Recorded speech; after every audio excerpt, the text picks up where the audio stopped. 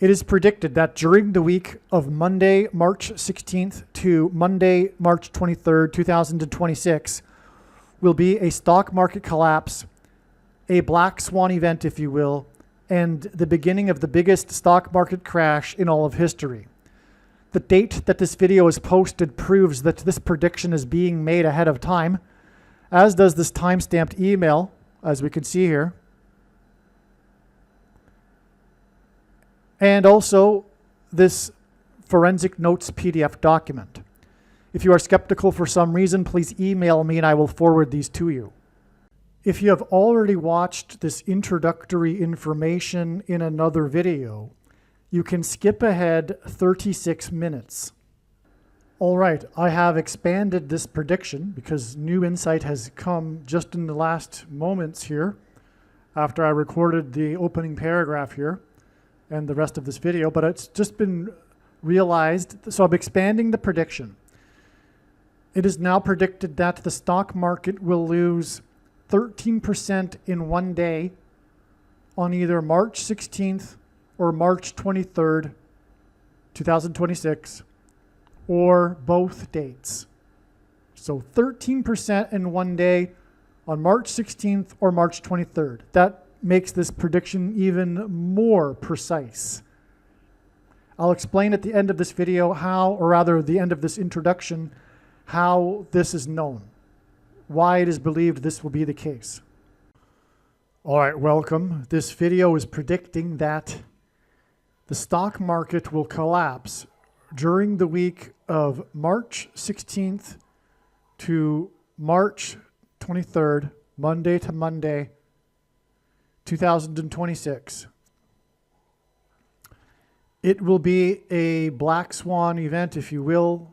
God has been using these black swan signs leading up to this week. I'll explain a little bit here. I'll explain in this video, or rather this brief introduction, what occurred on March 13th, a date that God was pointing to overwhelmingly ahead of time regarding this prediction for a black swan, unexpected, consequential stock market crash on this date, March 13th. We received on March 13th the expected black swan prophetic sign.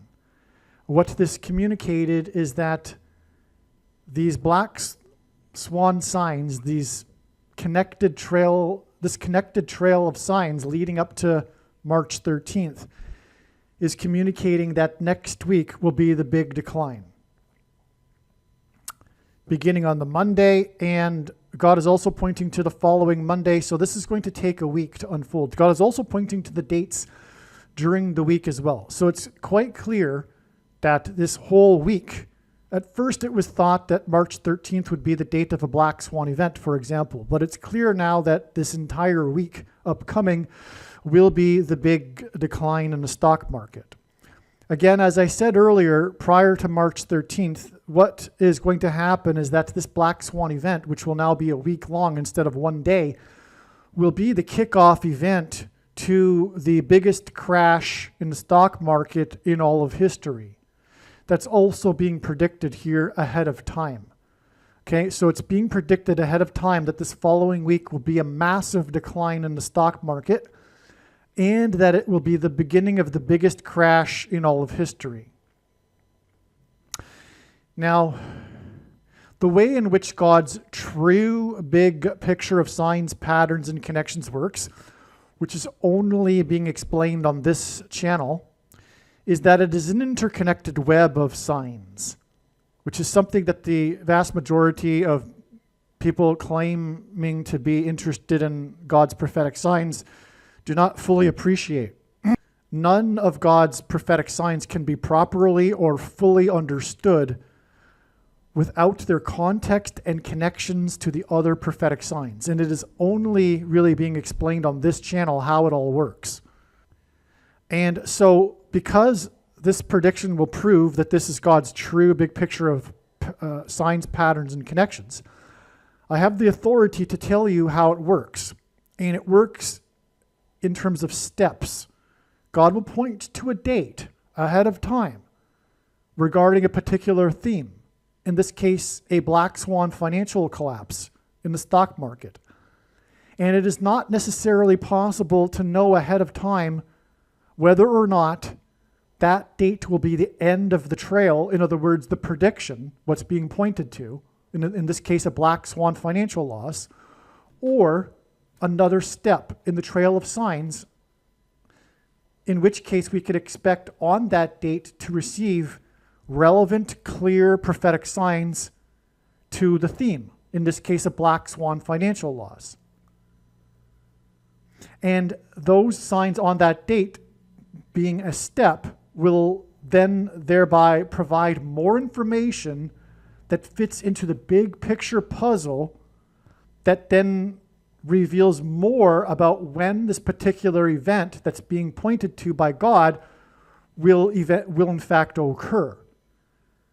And so, for example, God pointed to February 6th, February 17th, February 25th, March 3rd, and March 13th. All of these dates, on all of these dates, we received the clear, relevant prophetic signs. In other words, it's like, if you will, when a light turns from green to red, it flashes. God's flashing through these dates that he's pointing to ahead of time. Black swan event, biggest stock market crash, beginning of biggest stock market crash in all of history. It's going to happen. It's going to happen soon. And prior to the dates, it's not necessarily possible to know that it will only be a step. Okay? And what I am saying, and what my point in saying all of this is that all of the analysis for March 13th was 100% correct. In other words, the videos that I made prior to March 13th predicting the Black Swan event on March 13th are 100% correct. And all of the information in those videos is just as valid as the information in this video, in this introduction. Why do I say introduction? Because I am going to place this introduction at the beginning of the March 13th videos and repost them. The information that God used to point to March 13th ahead of time must be known. Why did God do this otherwise? He is communicating these things. He's telling stories. He's communicating stories through these trails of signs that involve these steps, these nodes, if you will, in the web of signs. These nodes are necessary in order for God to connect the signs, in order to tell the stories that he is telling. And these stories are only being explained on this channel, because only this channel understands how God's true big picture of signs, patterns, and connections in fact works. And through these stories, God is communicating extremely important information and knowledge that everyone needs to know. In other words, when this prediction comes to pass, which is that the stock market will crash from March 16th to 23rd and beyond, the beginning of the biggest crash in history. When this comes to pass, the wise person will recognize that every minute of every video on this channel must be watched. And I am telling you that's the case because all of the videos, none of them were quote unquote wrong. The skeptic will say, well, you predicted this black swan, for example, this black swan thing on these other dates. You were eventually going to get it right. Well, no, that's absurd. A black swan event is a rare event. So even if I did predict 3 or 4 other dates, it still doesn't make this prediction any less amazing. But that said, I understand the mindset of the agnostic atheist, and it is hardcore fundamentalist and religious in nature and completely irrational. Agnostic atheism is completely irrational on its own, in itself. But when it comes to what I'm saying here also, it's like that. It's completely irrational to dismiss this prediction. But if you are a hardcore agnostic atheist, fair enough.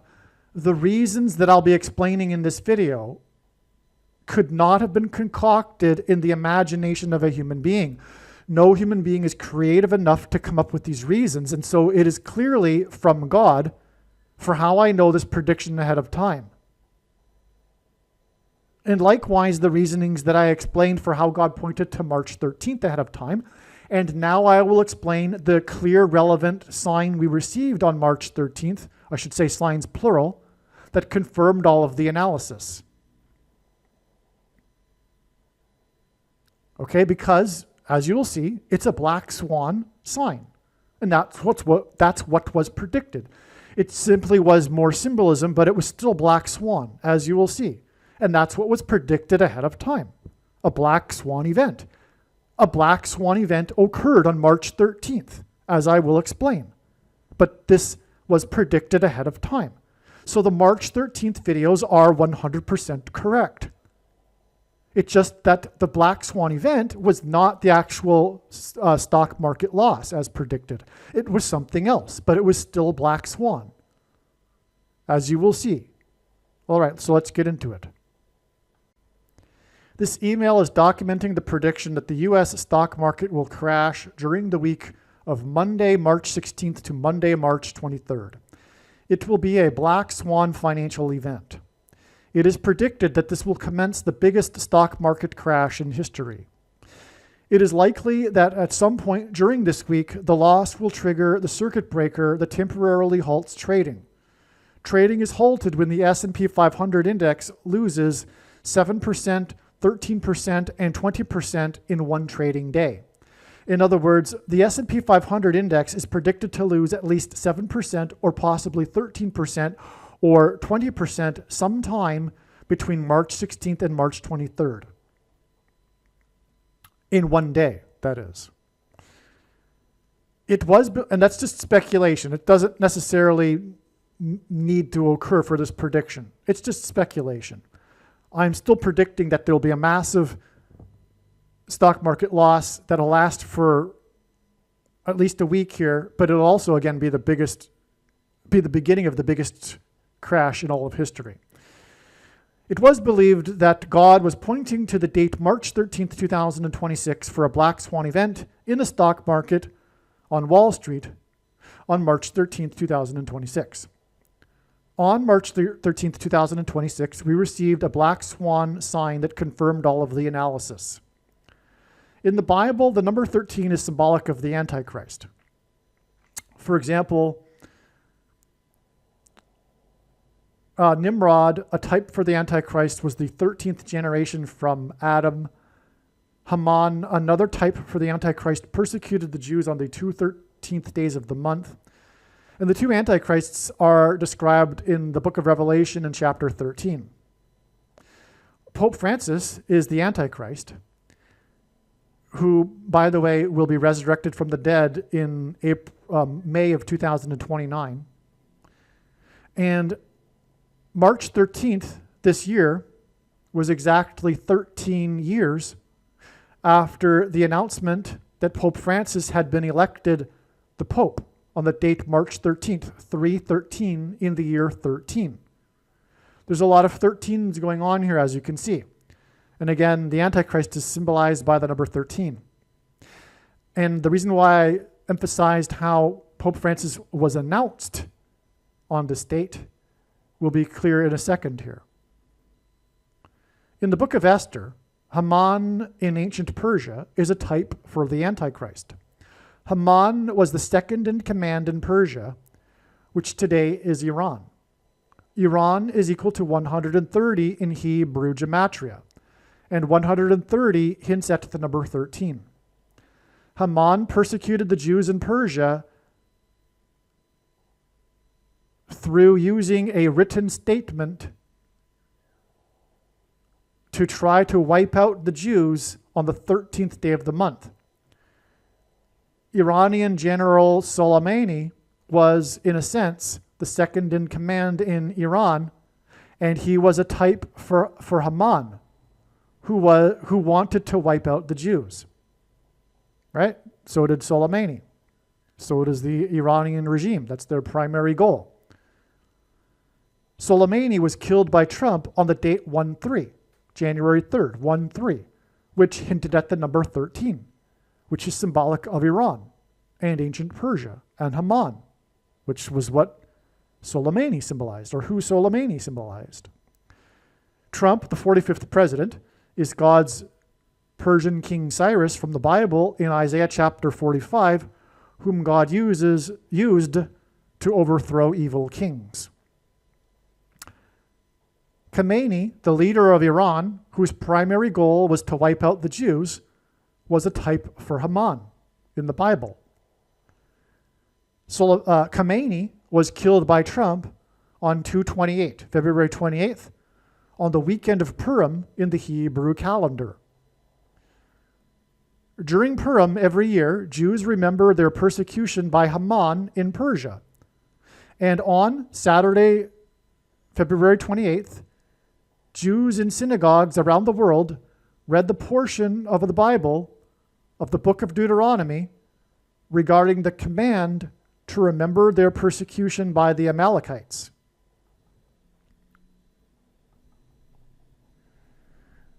Quote, "Therefore, when the Lord your God has given you rest from all your enemies around you, in the land that the Lord your God is giving you for an inheritance to possess, you shall blot out the memory of Amalek from under heaven. You shall not forget," unquote. Deuteronomy 25:19. After escaping persecution in Egypt, the Israelites were attacked by the Amalekites on their way to the Promised Land. The first Jewish king, okay, and so that's what's being commanded to remember. Okay, to remember the persecution of Amalek, okay, to not forget it. And this portion of the Torah, the Bible, was read in synagogues everywhere on the same weekend when Jews remember their persecution by Haman in Persia. The Amalekites persecuted them on their way to the Promised Land. After escaping persecution, and by the way, if you don't know anything, the Jews escaped Egypt and then went to the Promised Land, but on the way they were persecuted by the Amalekites. But then many years later, centuries, they were exiled to Babylon, which is where they were persecuted by Haman. Okay, so after escaping persecution in Egypt, the Israelites were attacked by the Amalekites on their way to the Promised Land. The first Jewish king, King Saul, was ordered to extinguish the Amalekites. This was later, once they were in the Promised Land, they were ordered by God to extinguish the Amalekites, including their king. However, King Saul disobeyed God and did not kill King Agag of the Amalekites. God replaced King Saul with King David for this disobeyment. In the book of Esther, we learn that Haman was a descendant of King Agag. Quote, "After these things, King Ahasuerus promoted Haman the Agagite, the son of Hammedatha, and advanced him and set his throne above all the officials who were with him," unquote. Esther chapter 3, verse 1. The date 3-1, and so this guy was an Agagite. Haman was an Agagite, which means a descendant of King Agag. So the descendants of King Agag made their way to ancient Persia at some point. Esther 3:1. That was the verse we learned that Haman was a descendant of King Agag, the king of the Amalekites, which God said to remember on the day that the Jews were remembering Purim. Okay. The date 3-1 is 1-3 outside the U.S. And 1-3 hints at Esther 3-1. Or so does the date 3-1, I should say. But 1-3 hints at the number 13 in Haman and Iran, which again is 130 in Hebrew gematria. Again, Purim is about remembering the persecution by Haman in Persia, the Agagite, the Amalekite. So that's it. They're tied together because Haman was an Amalekite. This year, 3-1 coincided with Purim, and 3-1 hints at Esther 3-1. On 3-1, Trump trumpeted, announced, as in the announcement of Pope Francis's election, like I said earlier. On 3-1, Trump trumpeted, announced, because Trump is God's trumpet that he uses to trumpet and highlight his prophetic signs. In archaic English, the word trump means trumpet, or the sounding of a trumpet. Trump trumpeted the unexpected and consequential, as in Black Swan, news of the death of Ayatollah Khamenei, who was a type for Haman. I mean, this was definitely a Black Swan event. Unexpected and consequential. Like Haman, Khamenei's primary goal was to wipe out the Jews. In the Bible, through a written statement, Haman attempted to wipe out the Jews on the 13th day of the month. 13 days after the death of Khamenei, his son and appointed replacement as leader of Iran issued his first public statement. The fact that it was a written statement and not a video or audio recording was one of the main aspects of this news story.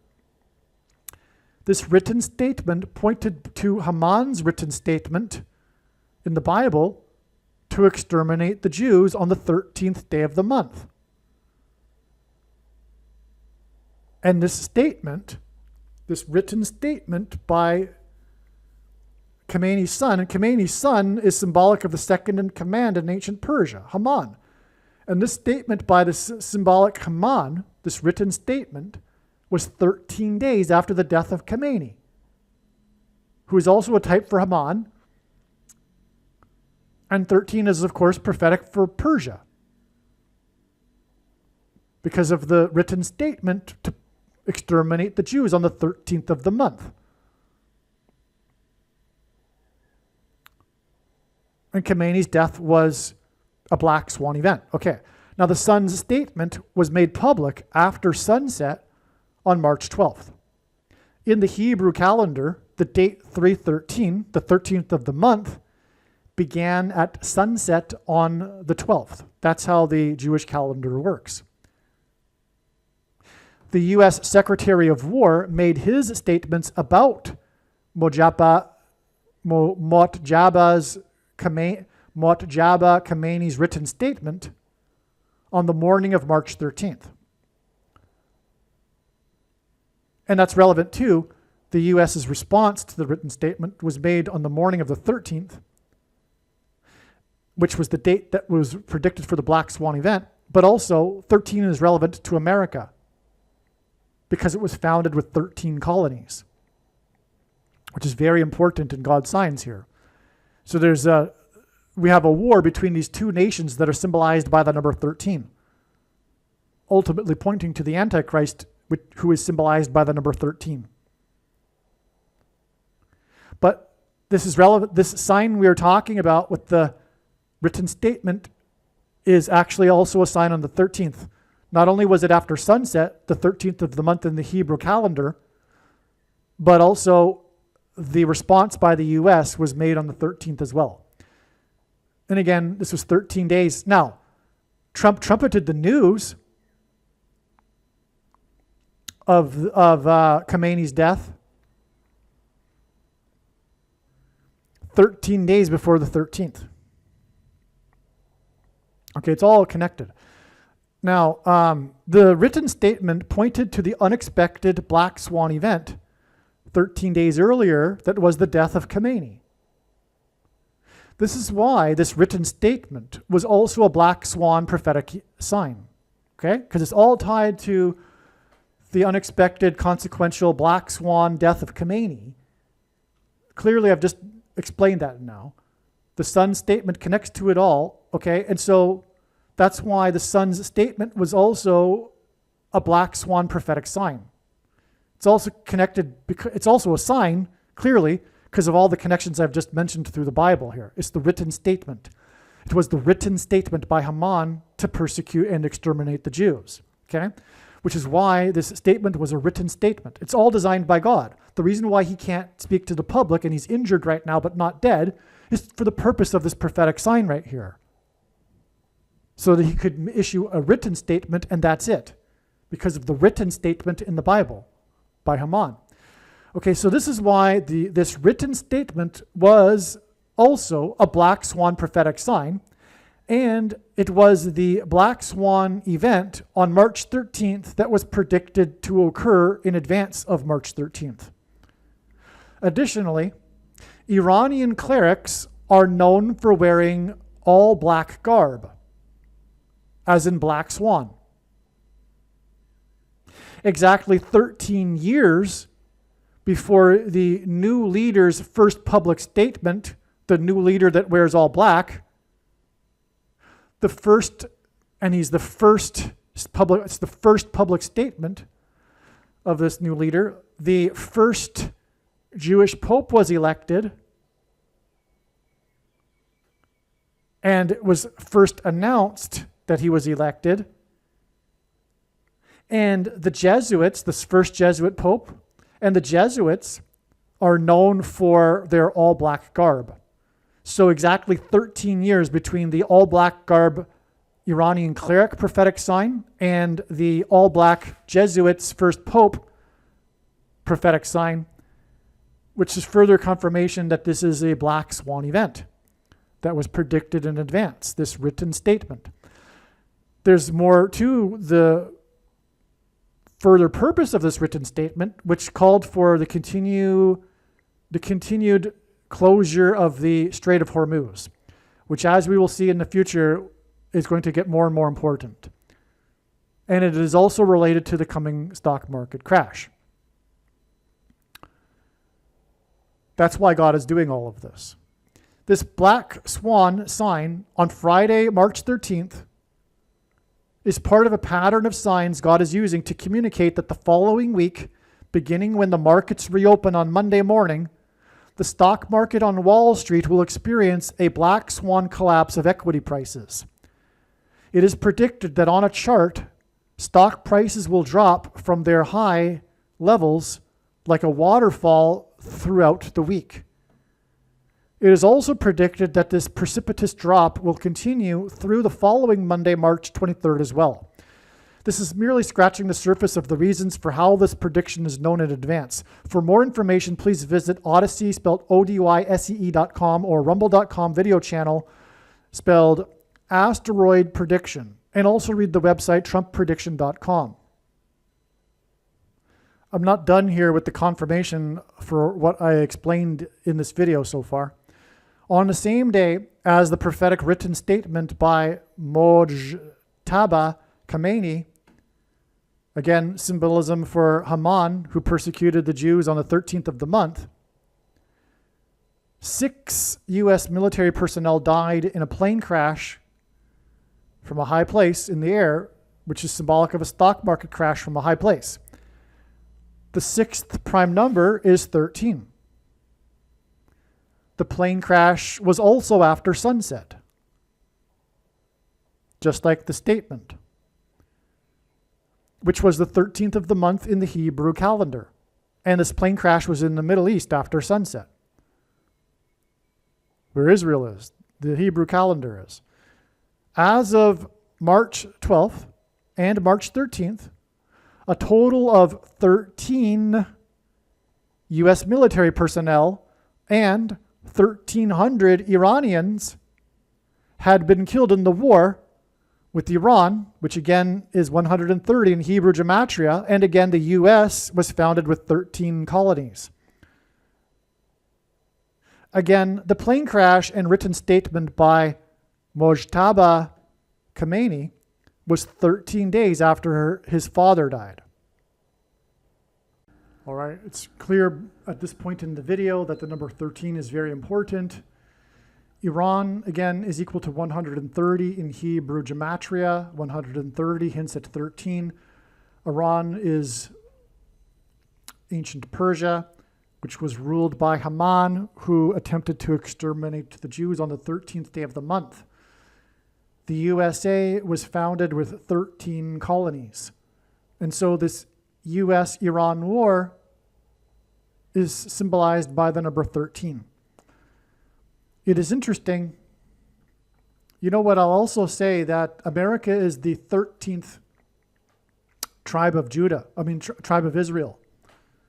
Why is that? Well, that's the reason why there's 13 colonies. It pointed to the Bible and the 12 tribes. Because when the Israelites entered the promised land, they divided the land amongst the 12 tribes. But there was actually 13 tribes because the tribe of Joseph was divided to his two sons, Manasseh and Ephraim. And this symbolizes the UK and the English-speaking countries and America. Because although Manasseh was the younger of the two sons, he was the one that was allotted the inheritance. Just like the US is the younger sibling of the UK-America sibling, it's the one that's received the inheritance. So there's that symbolism. Because of course America was birthed by Great Britain culture. It's like the two brothers. And so it's symbolic. And again, America is an Israel. People sometimes ask me, why are you always so focused on prophetic signs in America? And the answer is because God is. There are only two nations in the history of the world that were founded on a relationship with God and the Bible, Israel and America. Long story short, America is God's Gentile nation. Okay, and that's symbolized by the fact that there's 13 colonies. It's the 13th tribe. Okay, so it is interesting that one of the three levels of loss in the stock market in a day that will trigger the circuit breaker to halt trading is 13%. Like I said earlier, 7%, 13%, and 20% are the levels that trigger the circuit breaker. I think it is reasonable to assume that on some date, the market will lose 13% in one day. The question is, which date? It makes sense that the big basketball game by this player named Bam, player number 13, who had his big night of scoring 83 points in a game, attempting to, or coming close to, the all-time record of 100 points by Wilt Chamberlain, who, coincidentally, was also number 13. So we have the two 13s here. We have the two nations at war that are symbolized by the number 13, as we have with these two players. Now, again, the number 13 is symbolic of the Antichrist in the Bible, and one of the two Antichrists is the basketball president. One of the two Antichrists described in Revelation chapter 13 is the basketball president. Now, that basketball president wore number 23 when he played basketball in high school, which I'll get to again in a second. Because, well, Bam scored 83 points in the game, and 83 is the 23rd prime number. Okay, although I'm not clear on the symbolism for why this is.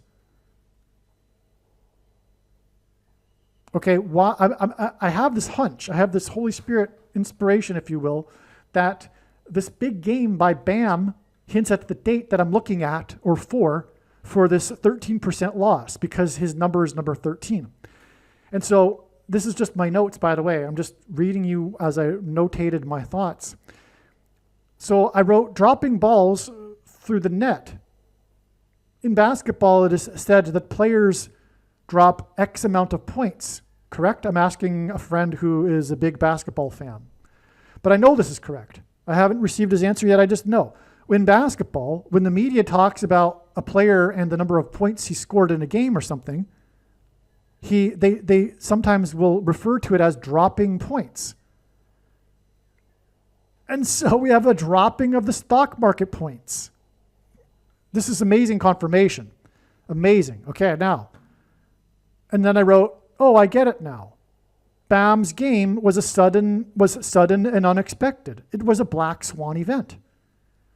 Seriously, I was the first to let my friend know because he was, in a time zone where he was still sleeping when I knew the news first. And so when he woke up, he was like shocked because he's a big basketball fan and I'm not. But apparently in the basketball world, it was a shock when this player Bam scored this record, almost record-setting, second highest level ever point scored in a game. Because this guy isn't like the superstar player. The last time this was done with 81 points was Kobe Bryant, who was a superstar player. But Bam isn't. So it was shocking and sudden and unexpected. Which makes it the definition of a black swan event, which is what we're talking about with a 13% drop in points, as the number 13's dropped points in the game. Okay? As I wrote, even you were shocked to hear the news. It was a black swan game. Given his 83 points against Washington, and that was the story of the game, the reason why he was able to score this 83 points is because the Washington defense was so poor. Given his 83 points against the team from Washington, D.C., hints at the 23rd prime number, and the number of the basketball president in Washington was 23 in high school basketball, it seems that this is confirmation of the 23rd of the month. That will be 13 days after number 13's 23rd prime number of points on the date 310, which hints at 13. Okay, so I believe the stock market will lose 13%, a dropped points of 13% on the 23rd of the month of March. Either that or, as I wrote, also 13 is the sixth prime number. Perhaps this hints at adding 6 days to the 13th to number 13's game on 310 to get March 16th, which is also a Monday, just like the 23rd is a Monday. But I actually think it could be both. It could be both dates. The market may lose 13% on both dates. And that makes this really precise. But it's either one of these two dates that the market will drop 13%. Amazing. It also just occurred to me that these dates, this 16th and 23rd of the month, are both Mondays. And on Black Monday in 1987, which God has been using in his big picture of signs, the stock market lost a record 23% in one day. This player scored the 23rd prime number of points, or rather he dropped the 23rd prime number of points. And on Black Monday, the stock market dropped 23% in terms of points. All right, the player's name is Bam. All right, he's known as Bam. His name is African, I think. And the story is how he came close to the record held by Chamberlain, who scored 100 points in a game. So Bam and Chamberlain give us the letters B and C, the second and third letters of the alphabet, which hints at the number 23. And Bam dropped the 23rd prime number of points. And this game points to the two Mondays, or either one of them. And it was on Black Monday that the Dow lost a record, as in Bam and Chamberlain's record dropped 23% in terms of points on the Black Monday. All right, welcome. This video is documenting this prediction that there will be a crash in the stock market on Wall Street on March 13th, 2026. Not only this, though, this will be a significant crash. In other words, this will be the story of the day, the news story of the day. It will be what may be termed a black swan event. There have been a number of these black swan events in history. The most famous may be the Black Monday stock market crash, when in one day the Dow Jones lost a record percentage of points in one day. 23%. So that's an example of a black swan financial stock market event. That's what's being predicted for March 13th, 2026. It's also speculated that there will be a temporary shutdown of the market. In other words, the market has designed it that after the Black Monday crash in 1987, they instituted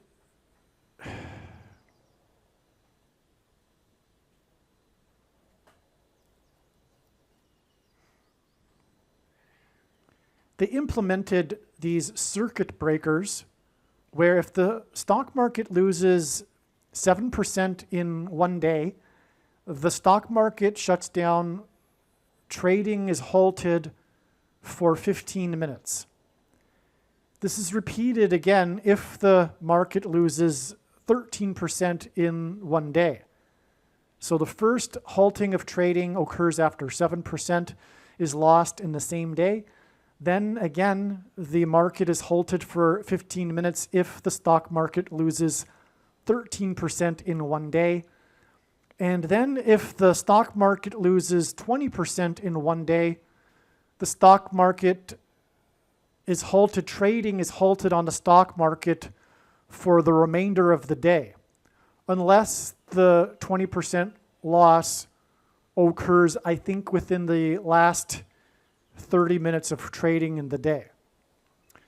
But it is speculated, as what is being speculated is that there will be a shutdown, whether it's after 7 or 13 or 20%, or perhaps all three. But this is speculated to occur on March 13th, 2026. All right, so let's recap here. There's a prediction for a crash on March 13th, 2026. But what's the big deal about that? There are periodically significant declines in a stock market during a day. What I'm saying is this won't be a typical decline. This will be a massive decline. The number one news story of the day will be this decline. It won't be a sub-story. It won't be an interesting story. It will be the top story of this day. And I'm not predicting it for any date. I'm specifically saying March 13th. So that makes this prediction quite something. That in itself. In addition to that, I'm speculating, I could even say I'm predicting, that the market will shut down. And I have good reason to think that this is likely. And I'll explain that later in this video. When that occurs, this will make this prediction that much more, if you will, interesting. Not only this, though, I'm not only predicting that there will be this black swan event. By the way, the meaning of a black swan event is a sudden and unexpected event that people do not recognize ahead of time will happen, but typically in hindsight, it's explained logically. But what I'm predicting is I'm saying that I know this is recognized in advance. And that's because this prediction is from God. All right? And the reason why you should know that this is from God is because I'm predicting a precise date for this. And the date that I am making this video right now is March 7th, Saturday, March 7th. March 13th has been known to be a black swan date for a week or two prior to March 7th. But this video and this email here document March 7th. Okay, so if the market starts declining a lot on Monday, March 9th, or Tuesday, March 10th, and it looks like, the market could end up crashing on the 13th, please know, be aware that this prediction is being made before any such preliminary decline on perhaps the Monday, Tuesday, Wednesday, or Thursday. March 13th is a Friday. So if there ends up being a significant decline on the Monday, Tuesday, Wednesday, or Thursday, that indicates that a crash might be coming. This prediction is being made before that. Let's be clear about that. That makes this prediction a prediction, or more of a prediction. Because there are, of course, those that believe that sometime in the near future, there's a certain small percentage, a very small percent of people, or if you will, investors or traders, are calling for a crash. Some might be calling for a pullback, which is much different than a crash. Some might even be calling for a recession, which is different than a crash. Well, crashes can be a part of a recession. So that brings me to my next point. Not only am I predicting a crash, a one-day specific huge crash in one day, specifically on March 13th. I'm also predicting that this crash, this black swan event, will be the unexpected, sudden kickoff event to the biggest crash in all of history. Now, that is going to take some time for this prediction to be recognized because the market is not expected to crash, of course, in one day, let alone in 1 month. But by the end, however long it takes, which I don't think will take very long, this will end up being the biggest crash in all of history. And what I mean by not being very long, well, the crash in 1929 finally bottomed in 1932, I believe. If I'm wrong, it's 33. But anyway, it took a couple of years. I don't expect it to take a couple of years, but it could. Anyway, I'm predicting that this will be the beginning of the biggest crash in all of history. And so, when this one-day crash occurs on March 13th, 2026, as predicted, it will prove, beyond a doubt, that this prediction is from God. Now, it being the beginning of the biggest crash in all of history makes this, because yes, there are some people that are calling for a crash in the near future, but they're not predicting a precise date for a kickoff event, if you will, of a black swan event, which will include a potential shutdown of the market. No one is predicting that for a specific date. Okay, but if you are a hardcore fundamentalist, agnostic, atheist religionist, and this isn't enough for you, predicting a massive one-day crash on a specific date. If that isn't enough for you, including a shutdown of the market, if by chance that isn't enough for you because you are a stubborn, hardcore, agnostic atheist, which, let's be honest, all of them are. All agnostic atheists are stubborn and hardcore religionists, fundamentalists. And I'll explain that in a second. But if you are, in other words, I don't even need to preface it with the adjective hardcore. If you are an agnostic atheist, which by definition is a hardcore fundamentalist religionist, and this isn't enough for you to predict a one-day crash in the market in which potentially the market shuts down temporarily, if that's not enough for you, and if by chance you weighed out this prediction and you see that this ends up being the biggest crash in all of history, if that still isn't enough for you, then the reasons that I know this in advance, which will be explained in this video, will prove this to you. And this is the purpose of this prediction. It is to prove the reasons, and the reasons, vice versa, prove the prediction. As you will see clearly, these reasons could not have been concocted in the imagination of a human being. no one is creative enough to come up with these reasons for this crash that's predicted for March 13th. You will clearly see this in this video. Stay tuned.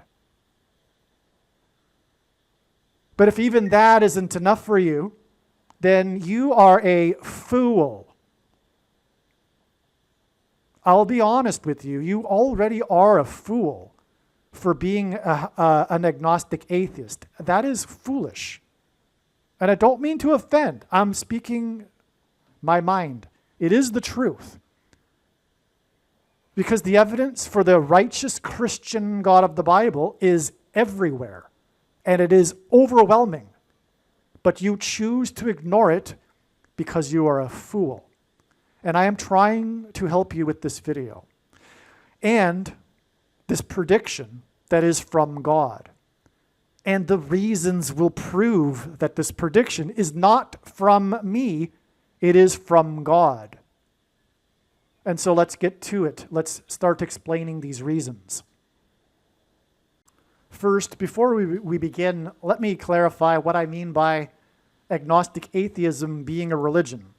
It isn't a neutral or non-religious worldview. Every worldview is a religion, and every worldview or religion has a core belief on which all of the other beliefs rest. The core belief, for example, of Christianity is that Christ is God. Okay, the core belief of the Eastern Hindu religion or the New Age religion is that God is the universe itself and people are part of that God and they just have forgotten in a cosmic play, and the goal is to wake up and remember that you were God all along, so-called enlightenment. That's the core belief, right? That God is the universe itself, as opposed to monotheism, which says that God isn't the universe itself, but is holy, which is the Hebrew word for separate from the creation, and is the creator of the creation. It isn't, and he isn't the creation itself. He isn't an impersonal energy or a collective consciousness. He is a personal being.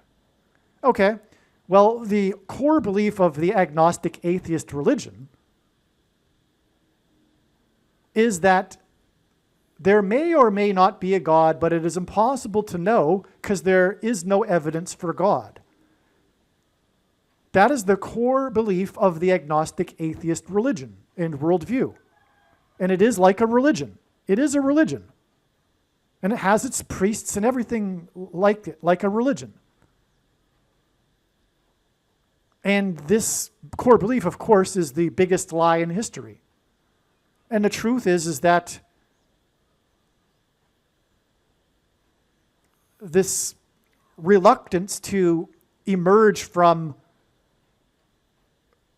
late 18th and early 19th century so-called science and the materialism worldview, when it was learned that, for example, geology and the lines in the rocks could be explained by something other than Noah's flood, that kind of primitive worldview compared to what we have today, with the science overwhelmingly confirming that there is an intelligent designer. Even early 20th century science overwhelmingly contradicts this materialism worldview. Okay, so anyway, what I'm trying to say is that the culture is stuck as a whole. The Western culture is stuck in this really, really outdated worldview of materialism, and what I mean by outdated is not up to date with the science, but yet they think arrogantly that because there is no proof for God with science, so they think that therefore they are the reasoned, more enlightened view, but it couldn't be further from the truth. And the truth is that the reason for the reluctance to emerge from this early 19th century mentality or worldview is that they don't want there to be a God. That's the truth. They do not want there to be a righteous God that they're accountable to for their sin.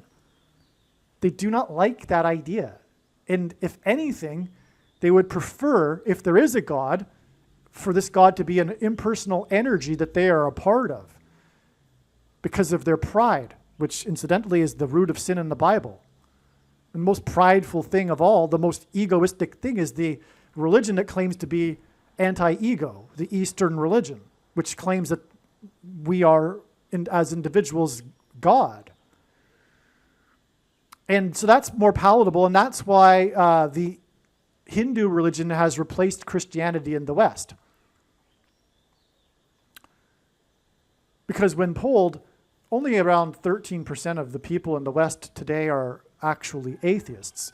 If they are asked if do they believe in a God, the majority will say yes, but not like the God of the Bible. And what they mean is that they haven't really thought about it very much, but they've heard a thing or two about these Eastern concepts and they like that, basically. And the reason why they like that is because it's much more palatable for the self-obsessed modern Western individual. Okay? So, there's also something in psychology called belief perseverance, which shows that when confronted with information that contradicts a person's worldview, the person blocks the information out. It goes in one ear and out the other. It does not register. They don't think about the contradictory information 5 minutes after hearing it. Why is that? Why is there belief perseverance? Well, the reason is because to change one's worldview is extremely uncomfortable. Why is that? To change one's worldview is equivalent to changing one's self, because we are our worldview. We are what we believe. It is the core of our being. It is who we are as a being, our worldview. Everything we do, everything about us is founded in a worldview. It's how our brain approaches life. It's who we are. And to change that requires an enormous amount of humility, which incidentally is the Christian worldview. Humility being the opposite of pride, the root of sin in the Bible. I mean, and nothing is more requiring of humility than changing one's worldview to Christianity, the Christian religion that requires humility and an acknowledgement of one's shortcomings and their sin, and an acknowledgement to a righteous Christian God that they're accountable to. I mean, that's essentially the most unpalatable thing for most people, which is why the hatred and bigotry and persecution of Christians unlike any other religion on earth. But this test or choice, if you will, of humility is the purpose of life. The reason how we are created in God's image, as it is said, is because we have been given free will. The free will to choose whether or not we want to be with the righteous Christian God of the Bible forever or not. And most do not want that. And fair enough. But God, if he desired to create a creature that he could have a relationship with, would not stand in front of the creature and say, hey, welcome to life, love me, or else. That would be forced or ingenuine, insincere love. And no one would want to marry someone who they are forced to love, or let alone marry a robot. And neither is this the case with God. And so that's why we have been given free will to choose God, the righteous Christian God of the Bible, or not, and to go our own way. Independence from God being the original sin. All right, so let's begin documenting these reasons, some of them, for how it is known ahead of time that the stock market will crash in a black swan event, which will include a likely shutdown temporarily, a halting of trading on March 13th, 2026. This email is documenting the prediction that the U.S. stock market will crash on Friday, March 13th, 2026. It will be a black swan financial event. It is predicted that on March 13th, trading will be temporarily halted. The loss in the S&P 500 stock index on March 13th is predicted to be large enough to trigger the circuit breaker that temporarily shuts down trading. Trading is halted when the S&P 500 index loses 7%, 13%, and 20% in one trading day. Each time these levels are hit, trading halts. When it hits the 20% level, trading halts for the rest of the day, unless the 20% is reached within the last half hour or so, I forget exactly, of the remainder of the trading day. In other words, the S&P 500 index is predicted to lose at least 7% or possibly 13 or 20% on March 13th. This isn't the absolute prediction here. I'm predicting there'll be a black swan event. I'm also predicting or speculating that the trading will shut down. But that's not necessarily, it's not necessary for that to happen for this prediction. The market could lose 6% in the day and it's still a black swan event. All right, like I'm saying, it'll be the top news story of the day. Well, that's not even necessary, actually. There may be, in fact, some event politically or geopolitically or internationally or something that might trigger this, although I do not expect that. I do not expect that. I'm not in any way predicting that some sort of event will cause the stock market to lose. No. To explain that would be to explain what I believe to be true, which is socioeconomics, which is that the stock market is not a reaction to what people claim to be as cause and effect, fundamentals, things that cause the market to do this or that. The truth is that the market price action is a function of waves of social mood. But all of that aside, it does not matter. I didn't need to go into that detail. All I'm saying is that I'm predicting that the stock market will have a massive loss on this day. It'll be a black swan event. It'll be at least a top news story of the day. And it will possibly include a halting of trading at some point. Okay. The name Jesus in Greek, the language of the New Testament, is equal to 888 in Greek gematria. Like Roman numerals, like Roman letters that are also numbers, Greek letters are also numbers.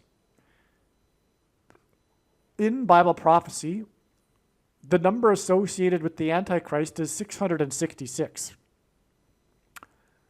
The predicted stock market crash on March 13th, 2026, will be exactly 888 weeks after March 6th, 2009, when the S&P 500 index bottomed at 666 points at the bottom or after the 2008-2009 stock market crash. This was a massive crash at the time, in 2008. The blame was on the housing bubble, but again, it's all nonsense because socioeconomics is true. The Elliott wave principle is true. All of this is a function of mass social psychology, which in fact is patterned and comes in waves. Anyway, that's another subject. But the point is that the very bottom tick, at the very bottom of this significant crash, was exactly 666 points. Even the mainstream media noted this. The mainstream media, news media, the financial news media, ran stories, articles, headlines with this, that the bottom of the S&P after this epic crash was 666 points. Now, they don't even really know what that even means, but they know it's biblical. They know it's from the Bible. Everyone knows this, right? So, anyway, this was a news story at the time, even in the mainstream media. Anyway, from this date, which by the way was on the date 3/6, March 6th, which hints at in itself 3 6s, 666, from this 666 sign that identified the Antichrist, because it was just after the Antichrist was inaugurated in 2009, in January. In fact, it was the 9th triangular number of days from the inauguration to this low in the stock market in 2009. Okay, and the number of the Antichrist in Bible prophecy is 666. And the number 9 is the most important number in God's signs, as from the Bible it symbolizes God's judgment. The judgment on America is the Antichrist, Barack Obama.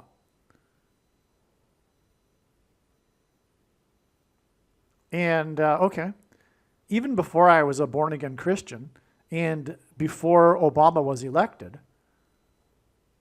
or rather I should say, at the time that he was elected, I knew at that time, as a secular person, that he was the last president. He would be the last president. I knew that at the time, because there's a saying which is true: a people deserve the government they get. And with the election of Obama and the leftist media doing nothing to vet this bad guy, which was apparent to many wise people, wise conservatives, I knew, I don't know about, I can't speak for all conservatives, but I knew, and I didn't hear this from any other conservative, incidentally, at the time, but I knew that he was the last president. I mean, America no longer deserved democracy with the election of Barack Obama. That was clear. And furthermore, we know the nature of the left, and it is undemocratic. That's their nature. Okay? And the thing that communists and socialists and leftists do is funny. They accuse their enemy and their opponents of doing the very things they do and are. So, for example, in the last election cycle, they constantly were talking how they were out to save democracy, when in fact they were the ones that were destroying and have been destroying and are equal to the end of democracy. It's the left. All right, and so I knew at the time. Now, I was very surprised when Trump was elected. I couldn't believe it. I thought, wait a second, Barack Obama is the last president. Because just prior to Trump's election, I had become, about a year and a half or so before his election and inauguration, I had become well, actually, it was literally about a year. Anyway, I had become a born-again Christian, and I was highly interested in Bible prophecy at that time, and I did know that I already knew that Barack Obama was the last president, and so therefore, by that time, I knew that Barack Obama was the Antichrist. And so I was quite surprised to see Trump in office, but it didn't take too long to figure out that Trump is in fact a trumpet trumpeting the Antichrist, and that Barack Obama will become the president again in 2029. All right, so now the Antichrist, and by the way, I should mention something. The reason for this prediction that is from God, that this video is explaining, is to prove the controversial things that I am saying in this video. It isn't only for predicting, or rather for proving, that the righteous Christian God of the Bible is the true God. There's already an overwhelming amount of evidence for that.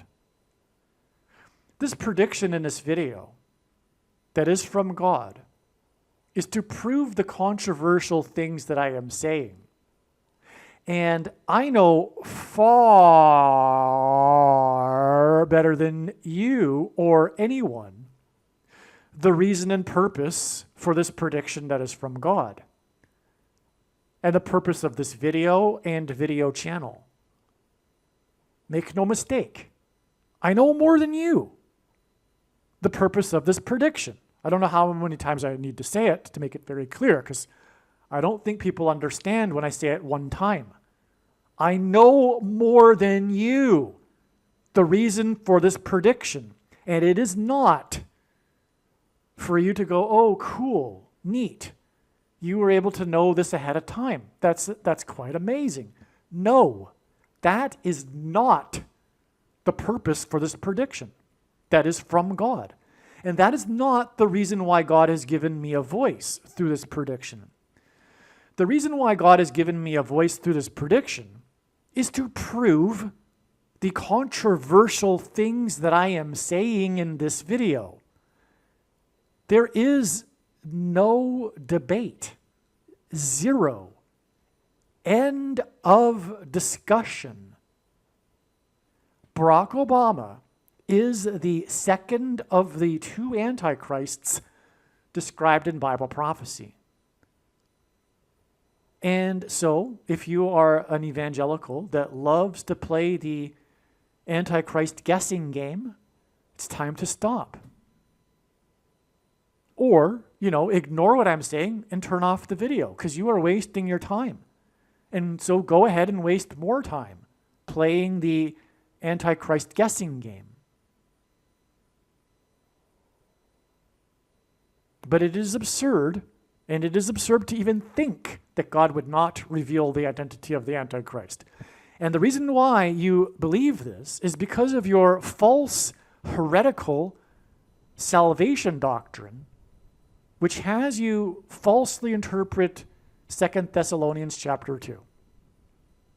And identifying the what and the he that Paul was talking about as the Holy Spirit. Because of your necessity, the requirement that you do so in order to maintain your salvation doctrine, which is the Nicolaitan doctrine of our day that Jesus said he hates and is coming to make war with the sword of his mouth on those that teach and have the works that are a product of this doctrine. Very quickly, the he and the what. Why would Paul refer to the Holy Spirit as a he and a what? And why would he speak cryptically and also tell the Thessalonians in the same letter that they knew what he was talking about? Why didn't he just speak plainly, especially since they knew? The reason is, of course, because anyone in possession of Paul's letter would have been in great danger had he been speaking plainly. Because when he was referring to the he and the what, he was referring, in terms of the what, the capital of Rome, being moved by the he, Emperor Constantine, to Constantinople, thus paving the way, or rather clearing the way, for the rise of power of the bishops of Rome. And it is an absolute shame. It is shameful that evangelicals don't know that the Pope is the first of the two antichrists. Absolutely shameful to profess to be interested in Bible prophecy and to not know this. Because it is so very clear, including from Old Testament prophecy. But this knowledge, which there wouldn't have been a Protestant Reformation had there not been for this knowledge, has been conveniently lost in the last 50 years or so, partly because of this salvation doctrine that has been rising in popularity over the last 50 years.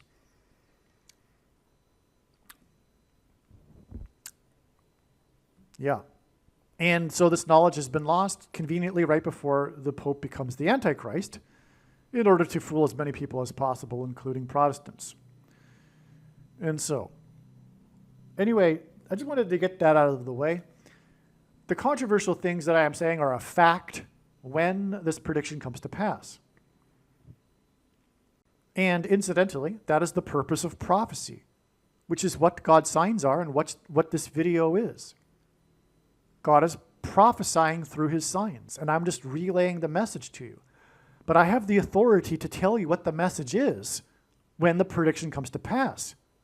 That's how prophecy works. It serves to prove the matter. And I'm telling you, I know what the matter is for this prophecy and why the purpose of the prophecy and what it is proving. It is proving that God's true big picture of signs, patterns, and connections, which is only being explained on this channel, is true. And God's big picture of signs, patterns, and connections overwhelmingly demonstrates these facts, these truths.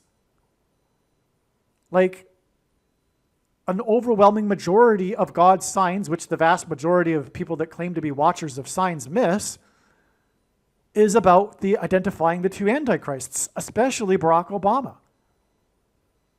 I mean, identifying Barack Obama as the Antichrist is in fact, building blocks of the God's true big picture of signs, patterns, and connections.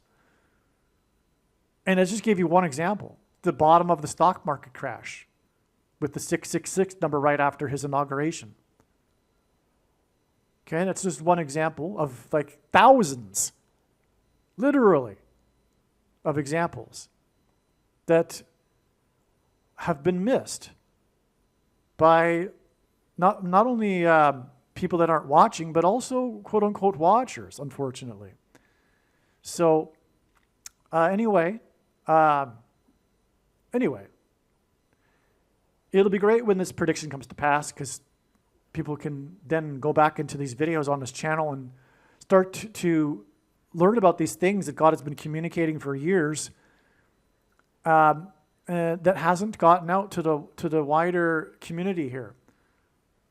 And so it's about time that people know how God's big picture of signs works, including the building blocks of his signs, which is identifying Barack Obama. Okay? Now, and by the way, also on that note, Jesus commanded for his disciples to watch for the signs of his return, for the prophetic signs. It's not a voluntary thing. It's not a thing to choose whether you're not to be interested or not. This is a mandatory thing. He commanded this over and over, repeatedly. A few times he commanded his followers to watch for the signs. And, by the way, 1/3 of the Bible is prophecy for the purpose of God proving that it is the inspired word of God. And the disciples recognized that Jesus was the Messiah through his fulfillment of prophecy. Revelation 19:10, the testimony of Jesus is the spirit of prophecy. And so it is actually also a shame that the vast majority of quote-unquote Christians, including evangelicals, are not interested in prophecy, because the testimony of Jesus is the spirit of prophecy. Christianity is a prophetic tradition. And what is happening right now is the same thing that happened before the first coming. The wise men were those who were watching. How did they know the timing of the Messiah? Through watching. They watched, and how did they know when to watch and what to watch? Through Bible prophecy. Daniel chapter 9 is how the Jews that were in Babylon at the time recognized their Jewish king through that prophecy, and that's how they ended up following the Star of Bethlehem and finding Jesus. Okay, so the Antichrist is described in the book of Revelation, chapter 13. The Antichrist is Pope Francis, the first of the two Antichrists. And he was elected as Pope on the date 313 in the year 13. By the way, the reason for that is because Rome converted to Catholicism in 313 AD. And when it did so, it did not do away with its ancient pagan religion and traditions. It just repackaged them into a wrapper that made it look like Christianity. Which is why, incidentally, Peter in the Bible referred to Rome as Babylon.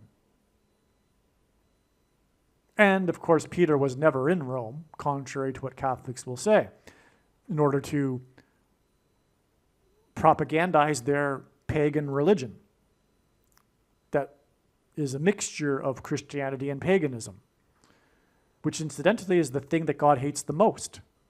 The Jews were constantly being chastised for mixing their true religion with the pagan religion of their neighbors, and ultimately they were exiled to Babylon, the home of pagan religion, for this. And that's what Catholicism is. It's exactly what the Jews were doing. They were mixing pagan religion with Christianity. And when you do that, it is no longer Christianity. Catholicism is not a legitimate denomination of Christianity. It isn't. It is not a legitimate denomination of Christianity. I'll repeat that. That said, I don't hate Catholics, okay? So if you're a Catholic, please don't get offended. I'm just speaking truth. And neither do I believe, nor should it matter what I believe, but neither do I believe that God hates Catholics. And neither do I believe that Catholics won't be saved. But if they will be, it'll be in spite of their Catholicism, not because of it. But that said, the majority of Catholics are in danger, as are the majority of Protestants, but for a different reason. Both are deceived, just in their unique ways. I mean, Satan has a deception for everyone, including Protestants. Don't get me wrong, I'm not pro-Protestant. I'm not pro-Luther or something. I'm just saying what it is. I mean, I'll say it to the Islamists' face too. I mean, Islam is of the devil. Okay, Islam is of the devil, Jehovah's Witnesses of the devil, and so is Catholicism. And so is the doctrine that fools evangelicals and Protestants. Okay, Satan has this wicked deception for everyone. All right. But when the Bible says, "Come out of her, my people," and talks about Mystery Babylon, he's talking about Rome and Roman Catholicism. I mean, for anyone with a little bit of wisdom, anyone with some wisdom should know that for 2,000 years, the Antichrist was going to be a pope. And you don't even need Bible prophecy to know that. But Bible prophecy is overwhelmingly clear. It's very straightforward, which is why I said earlier it's shameful that Protestants have lost this. Now, because it was at one point widely, conventional knowledge in non-Catholic circles. There are a couple of denominations that still understand this, like the Seventh-day Adventists, but the evangelical church has really lost the plot when it comes to that.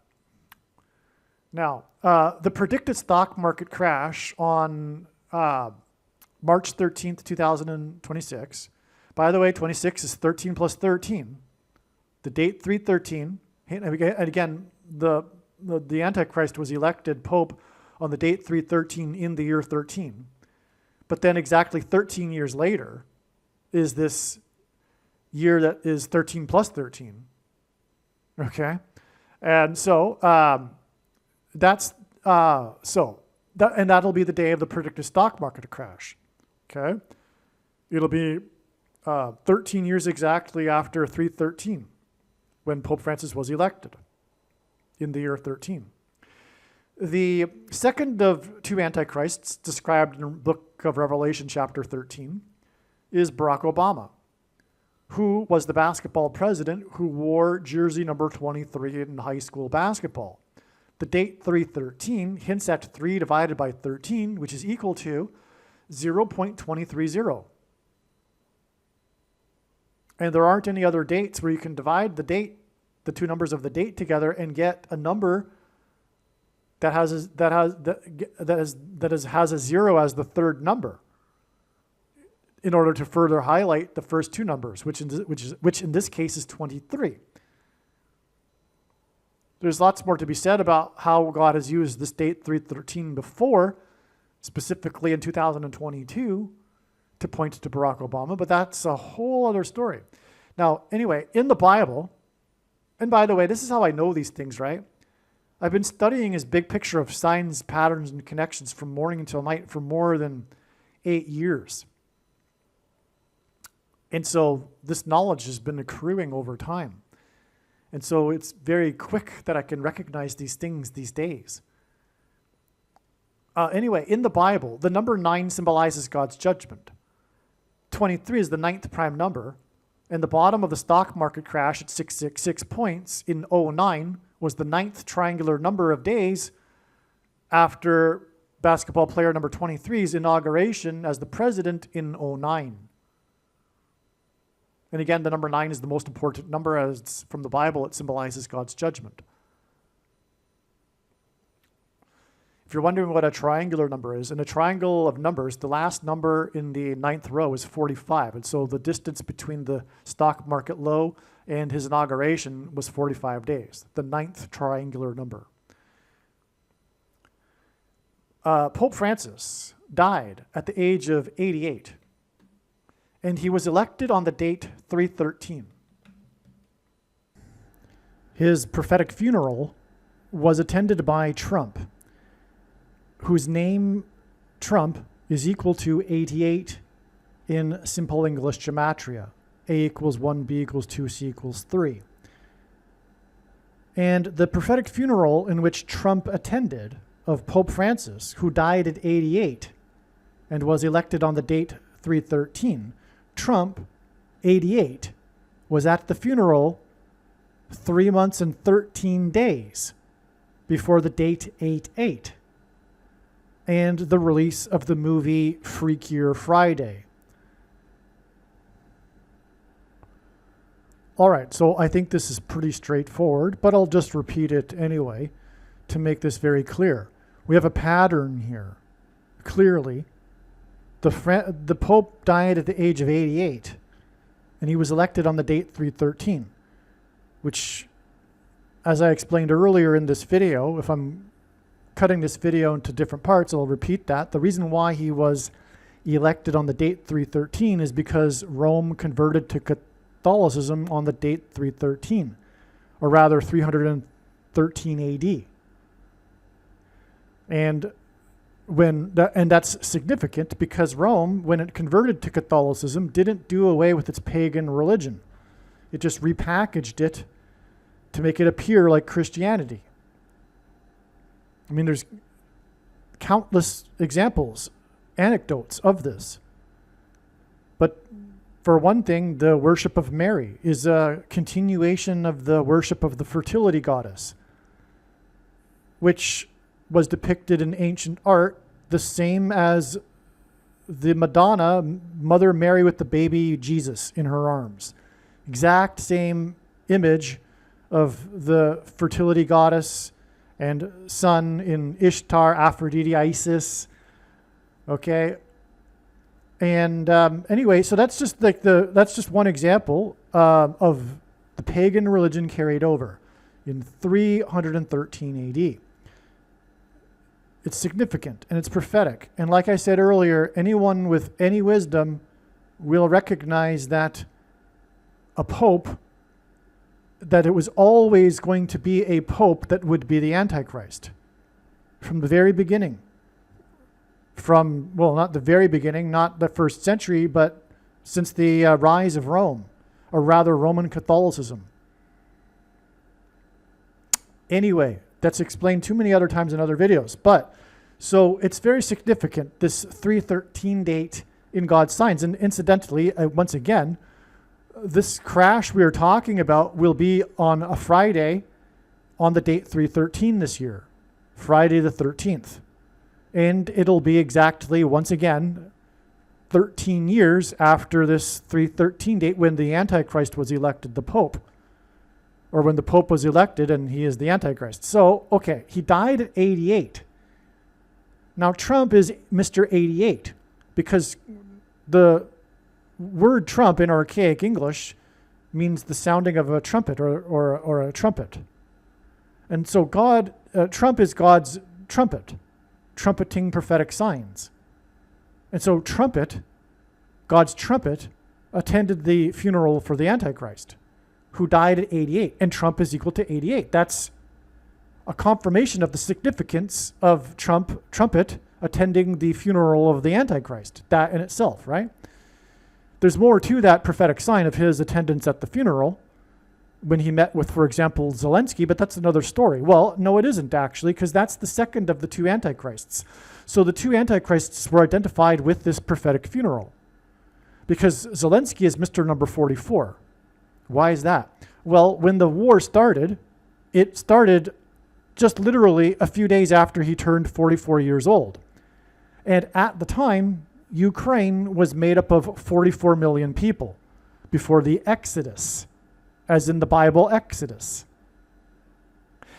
And throughout the first prophetic year of this war, when Zelensky was making the rounds on the international stage, including at the UN, for example, he was 44 years old. And all of this was a prophetic sign hinting at the 44th president Antichrist on the world stage, including at the UN. Also, Zelensky is the first, and God uses firsts for prophetic signs, he was the first, or is the first Jewish leader of Ukraine, which hints at the first black president, the 44th president, who will persecute Jews, including in Israel. Okay, so now that I've established more on this prophetic funeral, we have again Trump 88 at the 88-year-old's funeral. All right, and again, he was elected on the date 313. And what we have here is that from the funeral, it is 3 months and 13 days to the date 88, which obviously hints at 88 and Trump and the age of the Antichrist's death. And on this day, this 88 date, was the release of the movie Freakier Friday, which was released on a Friday. Now, in the book of Genesis, the flood began on the date 217. On 9/11, two planes crashed the towers 17 minutes apart. And two space shuttle disasters, or rather two space shuttles crashed, or I should say the two space shuttle crashes were exactly 17 years apart, or almost exactly. They are commemorated on the same date every year because they were just a couple of days off in the calendar year, so they were essentially exactly 17 years apart.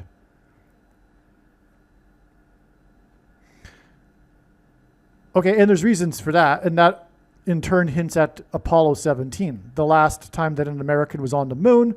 The moon is a giant rock. In the Bible, rock symbolizes Jesus. The departure of the last American from the moon was symbolic of America's departure from Christ.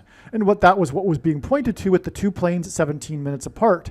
But it also hints at the timing of the flood, which was incidentally a sudden and unexpected event. And what we are predicting in this video is a sudden, unexpected black swan event, which will be a crash, which is why the planes crashed 17 minutes apart. The two of them crashed, and the space shuttles crashed 17 years apart. Now, the release of Freakier Friday on 8/8 in 2025 is 217 days before the predicted crash on Wall Street. And I should have said in this paragraph or this sentence that the two planes crashed into the towers 17 minutes apart next to Wall Street. Okay, so 217 days is this connection from this 8/8 Freakier Friday to the predicted crash on Wall Street on Friday the 13th. Friday the 13th is an 80s, as in 1980s, slasher horror movie franchise that is compared with another 80s slasher horror movie franchise, Halloween. These two 80s movies horror slasher franchises hints at 88. So again, from the date 8/8 and the release of Freakier Friday, we have this 217 days connection to a Friday on Wall Street, Friday the 13th, which gives us another 2 8s because of the two big slasher horror movie franchises from the 80s, Friday the 13th and Halloween.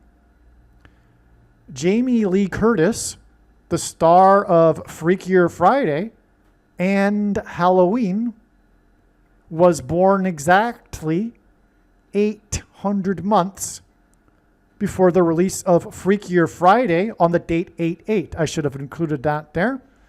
Okay, that's 3 8s. And actually, on that note, God repeats a number 3 times for emphasis of its symbolic meaning. And the number 8 is symbolic of a new beginning, which is why in the flood account, 8 people were rescued on Noah's Ark. And so that's why this really should be in this paragraph here, because again, this connection hints at the flood and Noah's Ark. Again, from the date 8/8, it is 217 months to this prediction for Wall Street on Friday the 13th. And Jamie Lee Curtis starred in Freakier Friday, which was released on the date 8/8, and was born exactly 800 months before the release of Freakier Friday on the date 8/8. And that's relevant again to the flood, which is what's being predicted, a sudden, unexpected event like the flood. And 8 people were rescued in the flood, from the flood. That's why 800 months. So in other words, let me just put it this way. Jamie Lee Curtis, the star of Freakier Friday and Halloween, was born exactly 800 months before 8/8 and the release of Freakier Friday, which is in turn 217 days before Friday the 13th, and 217 hints at the flood and the 8 people that were rescued. In other words, embedded in the 217 days is an 8, if you will, and that confirms the connection from the date 8/8, which was in turn connected with 800 months exactly to the birth of Jamie Lee Curtis. Okay, and so you could say that Jamie Lee Curtis's most recent movie, probably, if it's not, it's definitely her most recent famous movie, Freakier Friday, which could possibly have ended her career because she's getting old. It'll probably no doubt be her last famous movie, I would assume. Anyway, it's like a bookend, if you will, because her career was launched with her role in the movie Halloween. So from the beginning of her career to the end of her career. And both of these movies, if you will, have a dark element to it. But Freakier Friday, of course, is a comedy, but the subject matter, when looked at correctly, is actually dark and satanic. I'll explain. Now, Jamie Lee Curtis, so God, in other words, clearly now we can see is pointing to the movie Halloween also here. And that's again confirmed because what's being pointed to is Friday the 13th through this Freakier Friday connection, which stars Jamie Lee Curtis, who starred in Halloween. Again, Halloween is compared with the Friday the 13th slasher horror movie franchise. Okay. Jamie Lee Curtis was known at the time, and I guess still is, but back in the beginning of her career, she was known as the quote-unquote Scream Queen because of her roles in the Halloween movies. She was the Scream Queen. She also starred in a couple of other horror movies. So she was the Scream Queen. In 2001, Halloween. Wait a second, I skipped a sentence here. Okay, so in the Bible, the floodwaters increased for 40 days after the flood began on the date 217. Again, that's the reason for the 217 days here. Okay, so 40 days, okay, this is significant here. The floodwaters increased for 40 days after the flood began on 217. The acting career of Jamie Lee Curtis, the star of Freakier Friday, was launched with her role in the movie Halloween, and Jamie Lee Curtis was known as the Scream Queen. In 2001, Halloween was celebrated 40 days after people screamed when two planes crashed into the towers 17 minutes apart on 9/11. Do you see how that all connects together here?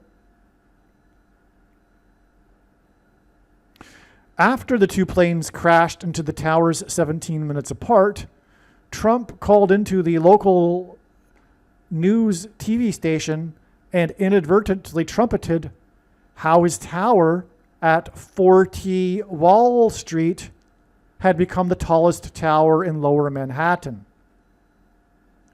The predicted crash on Wall Street on Friday the 13th, the date 313, will be 217 days after the release of Freakier Friday, starring Jamie Lee Curtis, on the date 8/8, and Trump is equal to 88.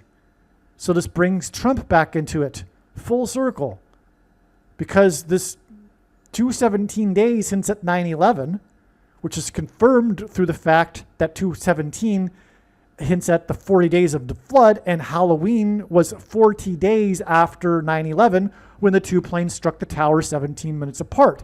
And on that day, Trump, 88, trumpeted his tower at 40 Wall Street. And it's predicted there'll be a crash on Wall Street on Friday the 13th. But anyway, we have again back 217 days from this prediction for Friday the 13th on Wall Street to the release of Freakier Friday on the date 8/8, which hints at Trump, which again was exactly 800 days after the birth of Jamie Lee Curtis. I should say 800 months. And again, this 8/8 date was 3 months and 13 days after Trump, 88, was at the funeral for the Pope, who died at 88 and was elected on the date 313. Full circle here. Through Trump and 40 Wall Street, it's astounding. Through 9/11, most importantly, the big warning of God's judgment. And as I said, the release of Freakier Friday, again, was 3 months and 13 days after Trump, 88, attended the funeral of the Antichrist, who died at the age of 88. The movie Freakier Friday is about possession of human bodies by a spirit. And Curtis starred in Halloween Resurrection, one of the sequels to the Halloween movie, one of the movies in the Halloween franchise. Okay, so she starred in Freakier Friday, which is about possession of human bodies by a spirit, and Curtis starred in Halloween Resurrection. On May 2nd, 2029, Pope Francis is predicted to be resurrected from the dead by demons that will also possess the bodies of humans who take the mark of the Antichrist. or who have already taken the mark of the Antichrist. And you know what I'm talking about. And when this prediction comes to pass, it'll prove what I am saying is case closed. No debate, zero discussion, no need for an additional technology or new age of dispensation, etc. Francis, after all, quote unquote, Christians will be raptured. Enough of that, though. Francis, who was elected on the date 313, will be resurrected on May 2nd, 2029. 313% of a calendar year after the predicted crash on Wall Street on 313. In other words, the funeral of Francis connects to his resurrection. If you want me to lay that out for you, again, the funeral was 3 months, and he was elected on the date 313. His funeral was and attended by Trump, 88, and he died at 88, was 3 months and 13 days to the date 88, when Freakier Friday was released, which connects with the profound 217 days because of 9/11 and Wall Street to the predicted crash on Friday the 13th on Wall Street, which again is in turn 313% of a year after this date 313 to the predicted resurrection of Francis. And Jamie Lee Curtis, who is brought into all of this, as I've explained, starred in the movie Halloween Resurrection.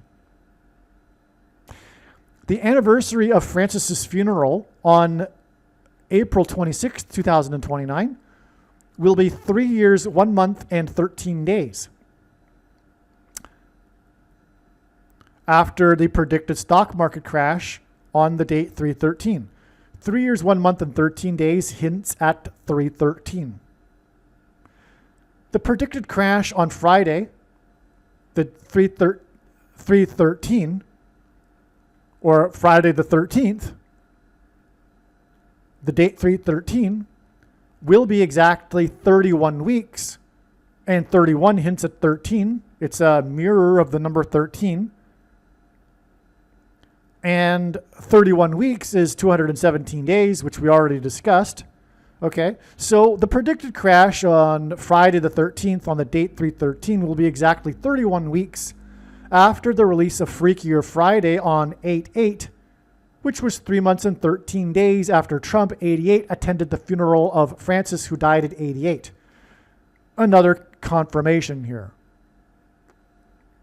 Again, the Francis funeral connects with 3 months and 13 days, which in turn connects with 31 weeks, which hints at 13, to Friday the 13th and its predicted crash on Wall Street. Before the walls of security collapsed or crashed in God's judgment, the Israelites blew 7 trumpets and shouted or screamed. Curtis starred in 7 Halloween sequel movies over a span of 44 years. I should say Curtis, the Scream Queen, starred in 7 Halloween sequel movies over the span of 44 years. In other words, she starred in 7 Halloween sequel movies. The Scream Queen and the Israelites shouted and screamed after the 7 trumpets were blown. Now, it's interesting too, though, that the Halloween career for Curtis spanned 44 years, and the second of the 2 antichrists is the 44th president. Did I say 42 years? I meant 44 years, 44th president. After the 2 planes crashed 17 minutes apart next to the stock market on Wall Street, where people screamed, 4 hijackers hijacked the 4th plane 4 minutes before the first plane crashed, and in the 4th plane crash, 44 people died in a 40-acre pit because the plane crashed at a 40-degree angle, and the 40-acre pit in a farm field was 40 plus 40 miles outside of Pittsburgh. 40 days before Halloween, as in Scream Queen. the demons that will possess people will pass through a door, and the door is the fourth letter of the Hebrew alphabet, symbol for the door. I should say the fourth letter, okay? And they will come from the bottomless pit, which is why all of the four is connected to Pittsburgh and the 40-acre pit. The 44 deaths in a pit in the farm field in Pennsylvania, 40 plus 40 miles outside of Pittsburgh, hints at the pioneering zombie movie, which is also hinting at demonic possession, Night of the Living Dead, that was filmed in a farm field outside of Pittsburgh. Pittsburgh, Pennsylvania. That's exactly what I'm saying. You got it. It's correct.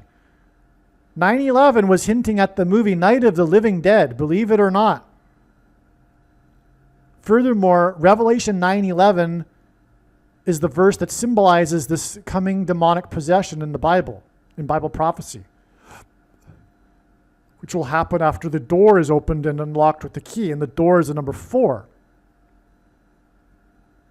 Anyway, this is also why this crash on 9/11 with the 44 deaths, etc., hints at the Antichrist 44th president in the White House that's located on 4 times 400 Pennsylvania Avenue, as in the crash in the farm field 40 plus 40 miles outside of Pittsburgh, Pennsylvania, in a 40-acre pit in which 44 people died after it was hijacked 4 minutes before the first plane crashed and hijacked by 4 hijackers.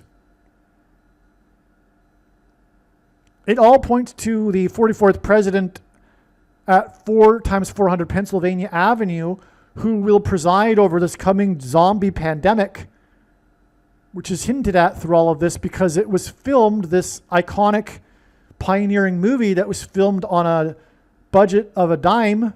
It was the cheap budget, independent B movie that started the zombie obsession movie craze, Night of the Living Dead. It's all about being filmed in a farm field just outside of Pittsburgh in Pennsylvania. There's actually more signs to confirm all of that, including the release of, okay, I'll just give you this. The name of the director, his name is Roman. What's his, I think.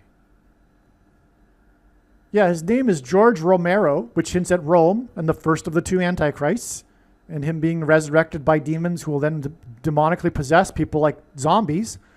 George Romero, okay, and he made this movie, and he also made another documentary later, a few years ago, that was released on, I forget which date, but in October of 2016. And that movie, that documentary, was called Night of the Living Steelers. Night of the Living Steelers. It was obviously a play of words on his famous Night of the Living Dead. But why would he create a documentary named Night of the Living Steelers? Well, because at one point in his career, he was paid by the Pittsburgh Steelers to film the games, and he ended up filming the most iconic play in football history, the famous prophetic from God play nicknamed the Immaculate Reception, which obviously hints at Roman Catholicism also. And anyway, long story short, that movie, the documentary, was released exactly 222 weeks before January 6th, 2021, which was a zombie event. The gates, the perimeter of security was crashed by the zombie-like people that were led by the undercover people. I'm just going to not say the correct words anymore, but you know what I'm talking about. The people, the insidious people inside the swamp state, right, who used this as a way to get at Trumpers, the leftists in the government, you know what I'm talking about. And if you don't know what I'm talking about, you're a fool. And why is that? Well, I'll be easy on you. It's because you've been brainwashed into watching the left media. I could be harder on you, but let's just put it that way. So the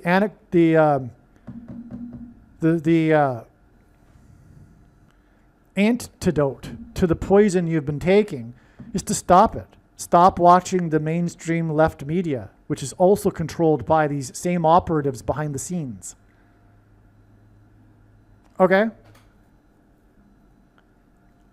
So anyway, that's another subject. But 222 weeks because the mark of the Antichrist is symbolized by the number 22 in God's signs.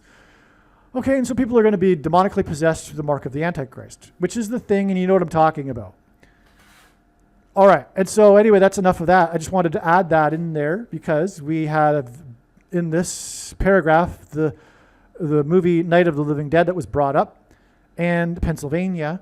And speaking of the White House, which was shoplifted, and then there was the protest over the shoplifting, we had also a very evil thing happen there too, which was the crashing of the perimeter of security, just like in the movie Night of the Living Dead, by zombie-like people who walked around like zombies, not like aggressive and, but just walked around really slowly and quietly around the inside the Capitol building that day, like zombies.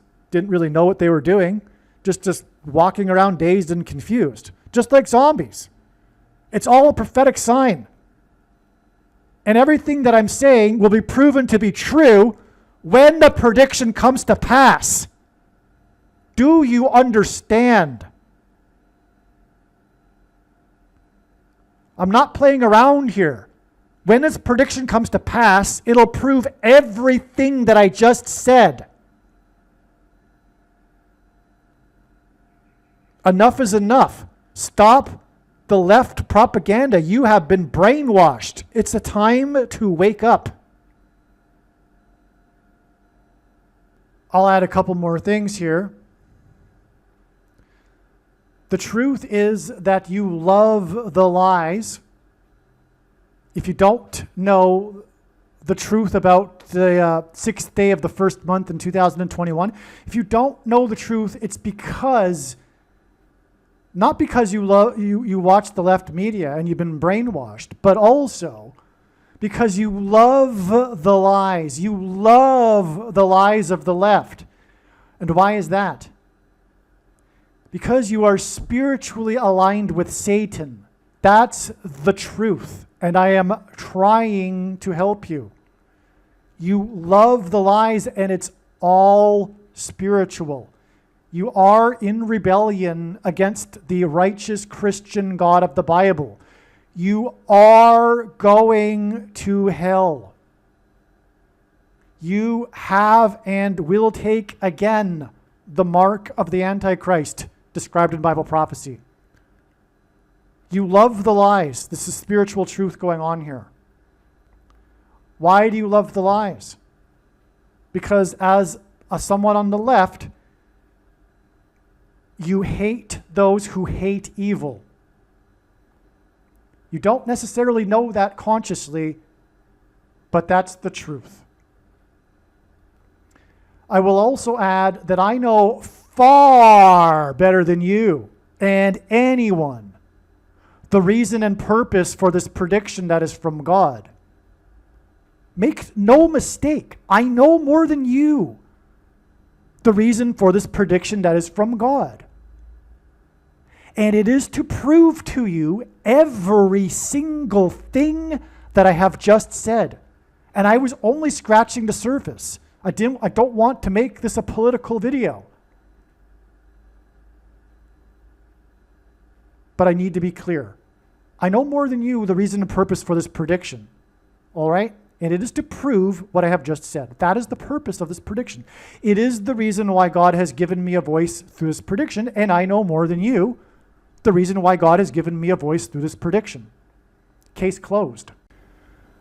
Another thing to point out here is that those who love the lies and love consuming the lies from the left media are also guilty of shoplifting the referendum.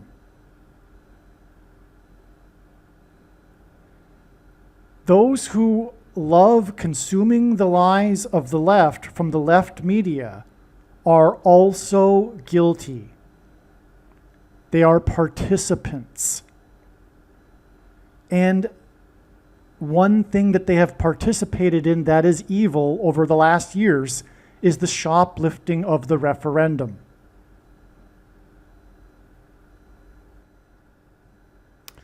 And because we are speaking about a coming zombie pandemic that will be the result of taking the mark of the Antichrist, those who consumed the left media during the CVD disease days and participated, and thereby participated in the cult, the political cult of the left, a religious type political cult regarding taking the mark of the Antichrist, and you know what I'm talking about. You are also guilty of mass murder. You need to repent of these things. Another thing to add here is that this 222 weeks exact connection from the premiere, the release of this documentary, Night of the Living Stealers, to the zombie-like crashing of the security perimeter of the Capitol building is also relevant because Night of the Living Stealers is all about Pennsylvania, the farm field in which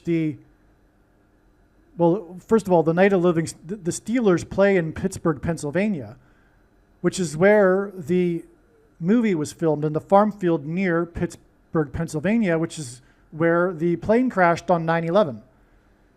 9/11, Revelation 9/11, the verse that symbolizes the demonic possession that's coming, that will cause which will be a zombie pandemic. Now, 222 weeks, not only because it symbolizes the mark of the Antichrist, the number 22. Let me just explain that, I guess. So the inverse of the mark of the Antichrist is symbolized by the number 22, or rather is described in the book of Ezekiel, which would have been a Tav mark, the last letter and 22nd letter of the Hebrew alphabet. The mark of the Antichrist is described in the last and 22nd book of the Bible that has a total of the mark of the Antichrist is described in the last book of the Bible, which is the 22nd book out of 22 books in the Bible that have a total of 22 chapters. Also, the mark of the Antichrist alters a person's chromosomes, and chromosomes come in pairs, and each chromosome has 2 arms, so 2 and 2, so 22. But also, Pennsylvania is the second state. And we have this connection from the Night of the Living Stealers, exactly 222 weeks, a zombie pandemic symbolized by the number 22 because of the mark of the Antichrist, but also Pennsylvania. We have the connection from the Night of the Living Stealers Pennsylvania movie, 222 weeks, to the zombie-like crashing of the security perimeter over the protest of the shoplifted stealing, as in Steelers, White House, which is located on Pennsylvania Avenue. Furthermore, the referendum in 2020 was shoplifted in Pennsylvania with its 2 major cities. The second state, 2 major cities, Pittsburgh and Philadelphia. Night of the Living Stealers because the shoplifted referendum in 2020 was stolen in the middle of the night, when the excess pieces of paper were brought in Detroit, in Atlanta, and Philadelphia in the middle of the night. Night of the Living Stealers. On 9/11, the 4 hijackers hijacked the 4th plane 4 minutes before the first plane crashed into the tower next to Wall Street. The fourth plane crash on 9/11 crashed at a 40-degree angle, creating a 40-acre pit in which 44 people died 40 plus 40 miles outside of Pittsburgh, Pennsylvania. The 44th president is the Antichrist, who is predicted to return to the White House at 4x400 Pennsylvania Avenue on January 20th, 2029. His second presidency will be 2 years and 313 days after the predicted crash on Wall Street on the date 313, hence the 2 years and 313 days. Second presidency, date 313. 3 divided by 13 is equal to 0.230. And this is hinting at the number 23, which is Obama's number in high school basketball, which is why he is the basketball president, who, for one thing, built a basketball court next to the White House. The book of Ezra is about a collapsed wall of security, and Ezra 2:13, which since at 2 years and 313 days, identifies Obama as the Antichrist. How is that? Well, this passage, because in the book of Revelation, it says that the number of the Antichrist is 666, and it is to be calculated, and it is the number of a man's name. And it is for those who are wise to understand. Well, if we are wise, we have another 666 in the Bible in Ezra 2:13 that is associated with a man's name, Adonikam. And it so happens that the name Adonikam is equal to 68 in simple English gematria, A equals 1, B equals 2, C equals 3, and so is the name Barack Obama. Adonikam is equal to 408 in English gematria, and so is the name Barack Obama. And so this is how, one way, the second of the two antichrists is identified through the prophecy about the number 666. Incidentally, the title of the first Antichrist on a very important document in the history of Roman Catholicism is Vicarius Filii Dei, the representative of God. Vicarius Filii Dei, the representative of the Son of God, which popes claim to be, which is blasphemy. And anyway, that is it's a Roman title. It's Latin, and Latin Roman letters are also numbers. And when we convert Vicarius Filii Dei to Roman numerals, the sum of the Roman numerals is 666. Okay. Now, so back to what I was saying though. The book of Ezra is about a wall of security, a collapsed wall of security, and Ezra 2:13 identifies Obama as the Antichrist. 2 years and 313 days is also 2 years, 10 months, and 7 days, which hints at the two planes that crashed next to Wall Street 17 minutes apart.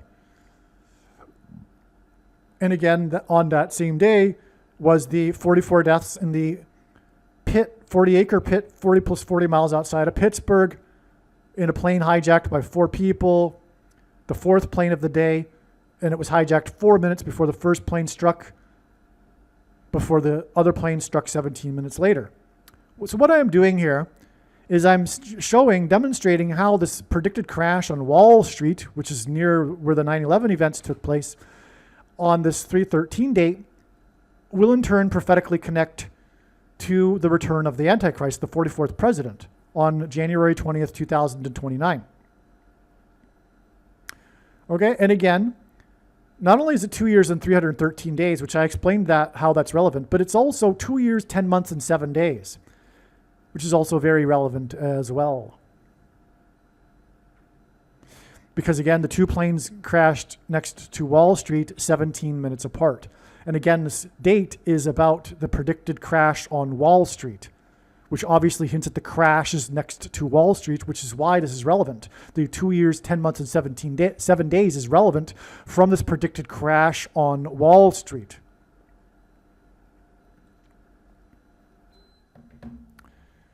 The predicted crash at the New York Stock Exchange in the financial district in Manhattan on March 13th, 2026, will be 90 plus 100 plus 100% of a calendar year after a car park building collapsed in the financial district next to where the towers collapsed on 9/11. Okay? So this was immediately recognized at the time when this happened. I'll say the date in a second. No, I don't say the date in this paragraph. Okay, well, the date was April 18th, 2023. It was immediately recognized at the time that not only was this a 9/11 sign, because here we have a building that collapsed near Wall Street and near Ground Zero, where the towers collapsed in the financial district, but obviously this was a sign that was pointing to the coming collapse in the financial district on Wall Street, in the stock exchange. That was obvious as soon as I learned of the story. But here we have this astounding connection. Now it all makes sense, finally, because now we can put it together here, because that date, April 18th, 2023, gives us a 9/11 connection to the predicted crash on Wall Street, right next to Ground Zero where 9/11 happened. But furthermore, through the 9/11 events, God pointed to Wall Street. And I'll play a clip in a second explaining that. Okay? So this, in other words, this crash on Wall Street, like I'm saying, will be pointing to 9/11.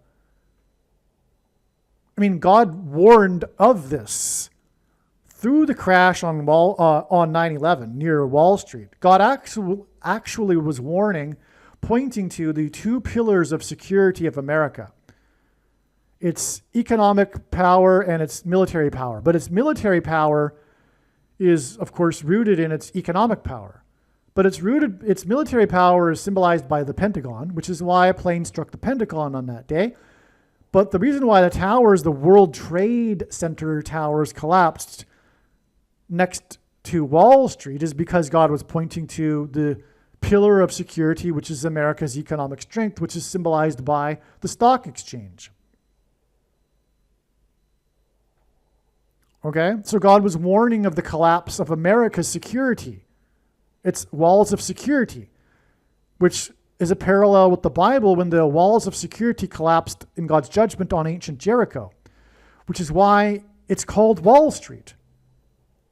It's called Wall Street. In other words, what I'm saying is that the reason why the New York Stock Exchange is on Wall Street is because from the very beginning, God was pointing to the inevitable collapse on Wall Street, which is what is being predicted in this video. Do you understand how important this video is? This prediction, this information from God. It's not from me. Do you understand how important this information is? The name Wall Street is for purposes related to what I'm saying, but specifically also this crash on Wall Street, which will be kicked off on March 13th, as I'm predicting.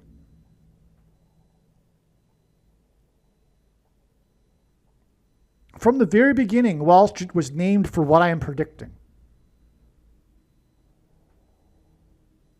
The collapse of America's security. The end of America. The end times, not just for America, for the world. But America is God's focus. America is God's Gentile nation. For those who are confused on this subject, America is an Israel. It is an Israel. It is a chosen nation.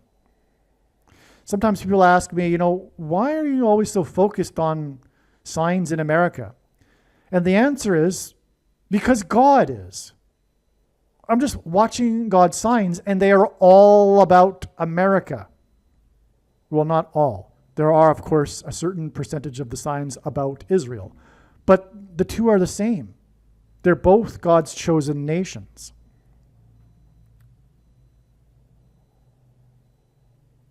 And when there is a sign in an international location, it somehow clearly points to or ties back to America, with very rare exceptions, because part of God's Gentile nation are his Gentile nations, plural, which also includes the other English-speaking countries. But they don't compare in terms of God's signs, nor do they compare, of course, in history to America.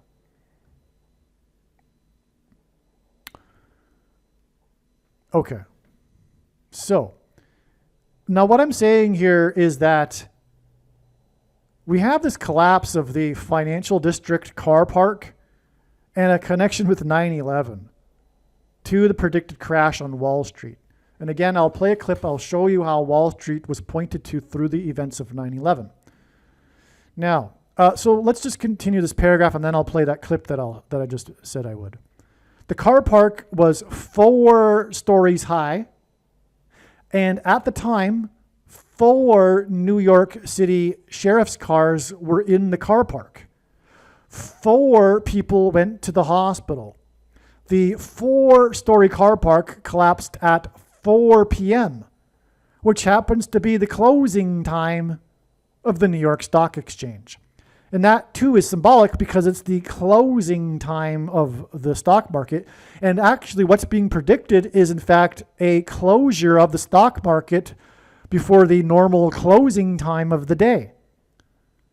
That would require a 20% loss in the Dow on March 13th. Like I said at the beginning, it's not necessary for that to happen, but I'm speculating that that's a possibility. And certainly this closing of the closing time at 4 p.m. could be pointed to here with the 4-story car park with the 4 sheriff's cars and 4 people going to the hospital.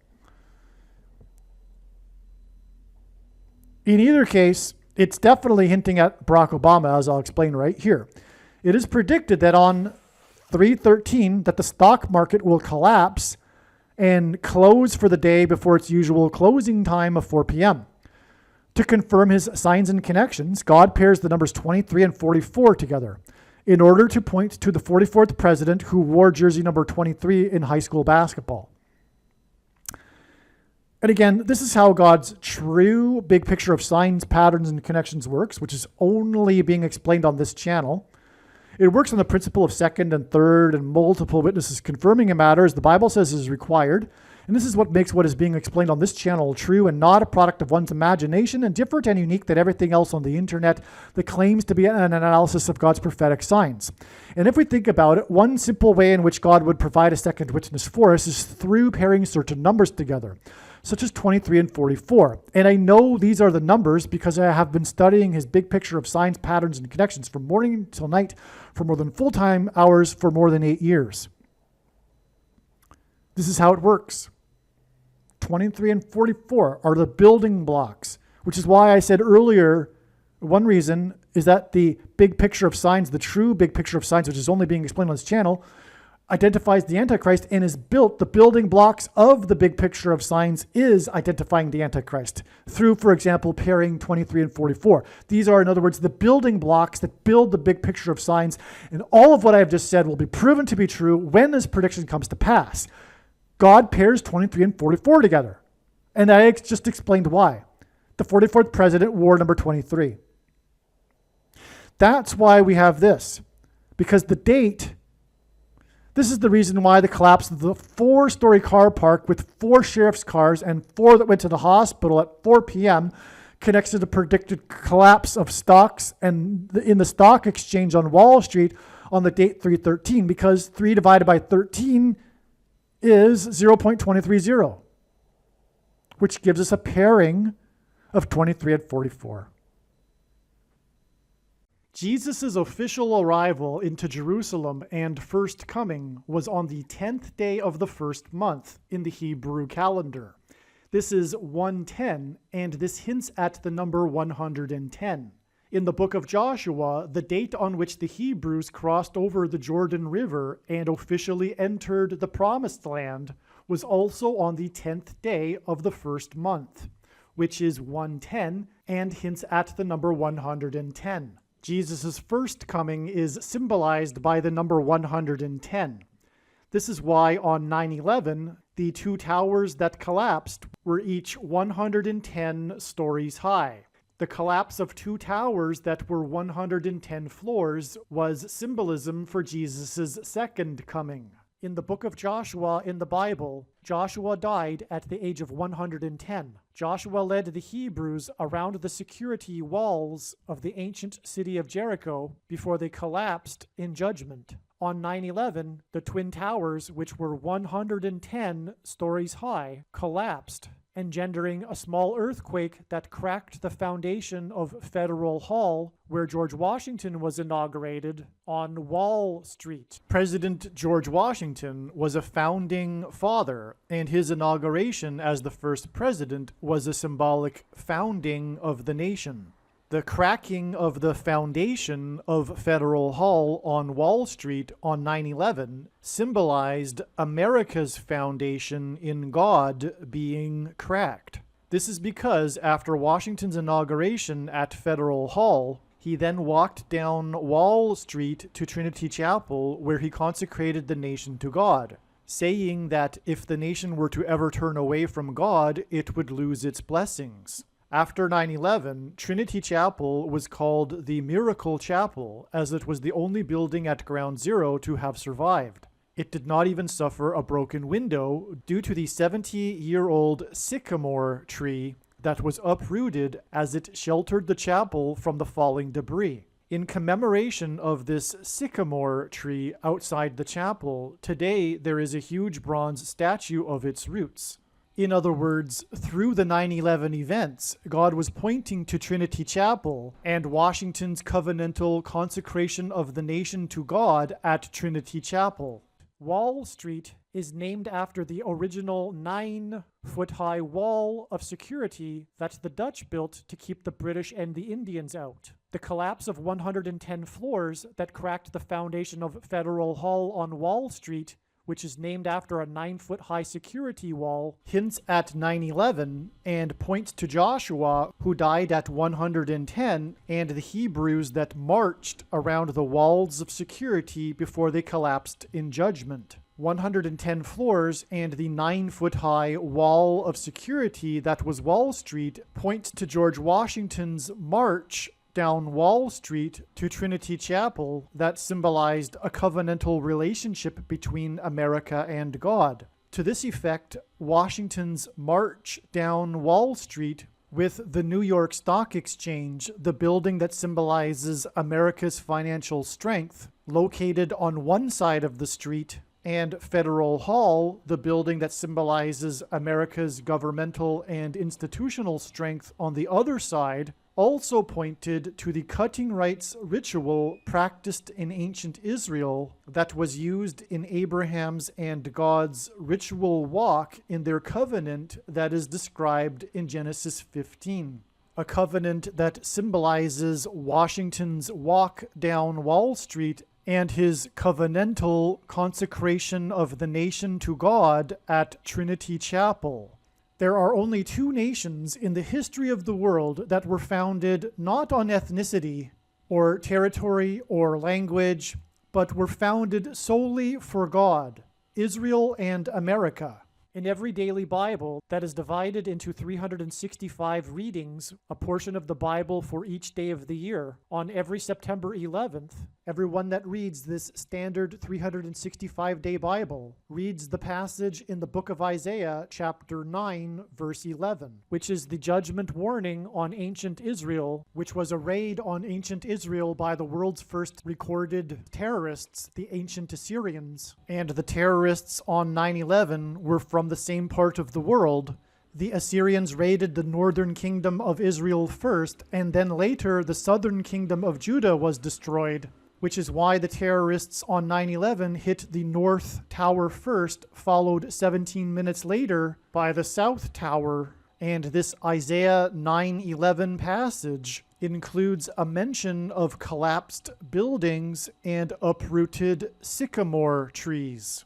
On the morning after 9/11, Senate Majority Leader Tom Daschle gave a speech to the world regarding the events on 9/11. He quoted the passage in Isaiah 9:11, not realizing it was a judgment warning on the ancient Jews. He quoted how, after the raid by the Assyrians, the Hebrews did not repent to God, but instead vowed defiantly to rebuild and become stronger than before. And so, like the ancient Jews, America did not repent after the judgment warning, and instead defied God even more. And so, like ancient Israel, America will now be destroyed. This is why, in God's true big picture of signs, patterns, and connections, he frequently pairs together the number 110 and the number 9. Both of these numbers symbolize God's judgment on the nation, and paired together, these numbers point to the big judgment warning that was 9/11. As well, these numbers paired together in God's signs and connections serve as a witness confirmation that the perceived signs and connections are from God. After the judgment warning of 9/11, America was given a period of grace to repent and turn back to God, or else judgment destruction. In the Bible, a 20-year period symbolizes a complete period of waiting. Jacob waited 20 years to get possession of his wives and property. The children of Israel waited 20 years to be freed of Jabin, the king of Canaan, when they were freed from bondage by Deborah and Barak. The Ark of the Covenant waited 20 years in Kiriath Jearim, and Solomon spent 20 years building his home and the house of God. On the 20th anniversary of the buildings that collapsed on 9/11 was the sudden collapse of America's presence in Afghanistan, and the iconic scene of this was the U.S. Air Force plane leaving the airport in Afghanistan, and the big number on the side of its plane is 1109, which hints at 110 and 9. The predicted crash on Wall Street on March 13th, 2026, will be 109 days after the death of the 111-year-old the predicted crash on Wall Street on March 13th, 2026 will be 109 days after the death at the age of 111 of the oldest survivor of the Black Wall Street Massacre. The Black Wall Street Massacre. And this death occurred on November 24th, 2025. Now, what I'm referring to here is the what's also called the Tulsa Massacre. But the other name for it, another nickname for it, is the Black Wall Street Massacre. Because Tulsa at the time was a prosperous, or rather in Tulsa at the time was a neighborhood that was prosperous for African Americans, Black Americans. That's why it was nicknamed Black Wall Street. It was like a, anyway. But what happened was there was a race riot, and I forget the date, and it's not really important. It was, in the early 20th century. But the point is that we have, at the age of 111, one of the survivors, the oldest of them, died. And of course, Black Wall Street hints at Wall Street. And we're talking about a crash, and that is a similar theme to a massacre, if you will. Okay? Now, from the death, in other words, what I'm saying is that his death at the age of 111 is a prophetic sign, and it connects with 109 days to the predicted crash on Wall Street. That's a 9/11 sign. That makes this 109 days and 111 years old, hints at the crashes on 9/11 next to Wall Street. Also, 109 is also the 9 plus 10 plus 10th prime number, which is another 9/11. So if you thought that was a stretch for some reason, because I don't, well, this is a second witness confirmation, because 109 is also hinting at 9/11. The death of the oldest survivor of the Black Wall Street massacre on November 24th was exactly the 191st prime number of months after the crash on Wall Street on October 24th, 1929, known as Black Thursday.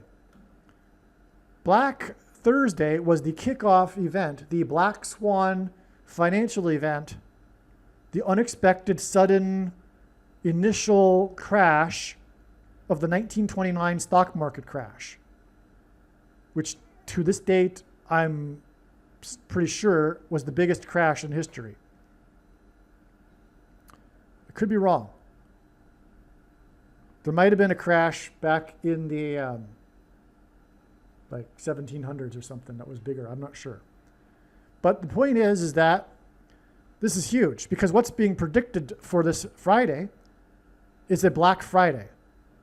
And like Black Thursday, will be the initial kickoff to the biggest crash in history. Which is why this all connects through Black Wall Street. And again, this 191st prime number of months obviously hints at 9/11. By the way, that's 1,153 months if I remember correctly. Okay, so from Black Thursday, we have a 9/11 connection to the death of the oldest survivor of the Black Wall Street massacre. And that in turn connects with two 9/11 connections to the predicted crash on Wall Street, Black Friday, a Black Swan Black Friday event that's being predicted. Amazing. It is predicted that on March 13th, 2026, there will be a Black Swan event in the stock market. One of the best examples in history of a Black Swan event in the stock market was Black Monday in October of 1987, when the Dow index lost a record 23% in one day. God pairs 9, 23, and 44 together to confirm his signs, patterns, and connections.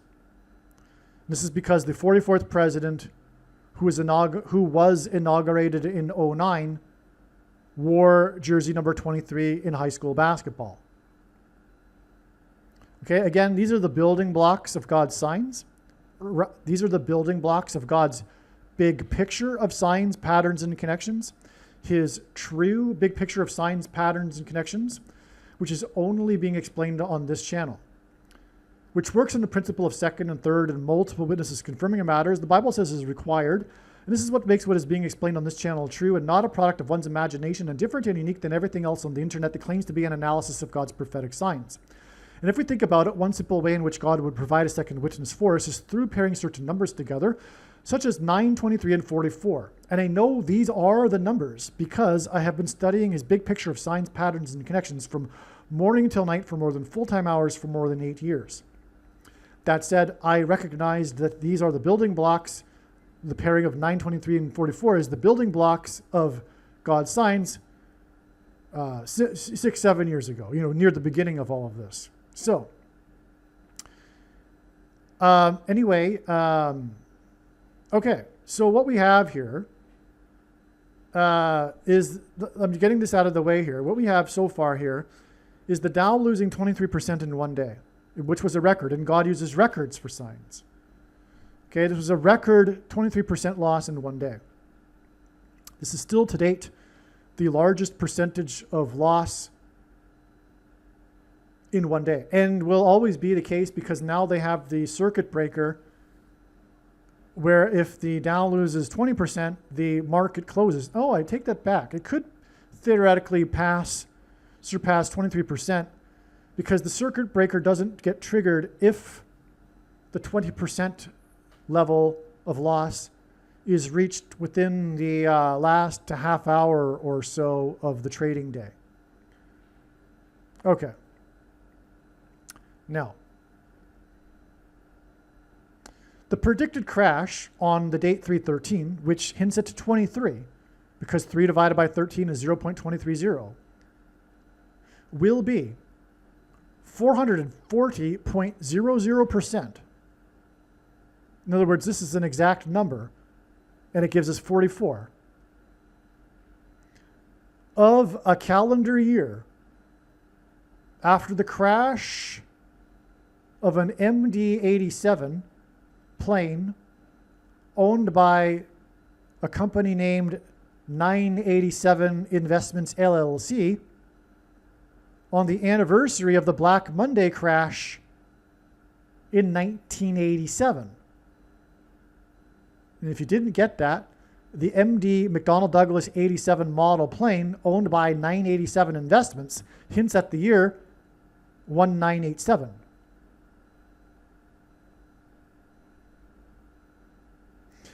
The chartered plane that crashed had 6 plus 6 plus 6 people on board, and which hints at 666, and it crashed in the fourth biggest city in the US when it was on its way to a Major League Baseball playoff game number 4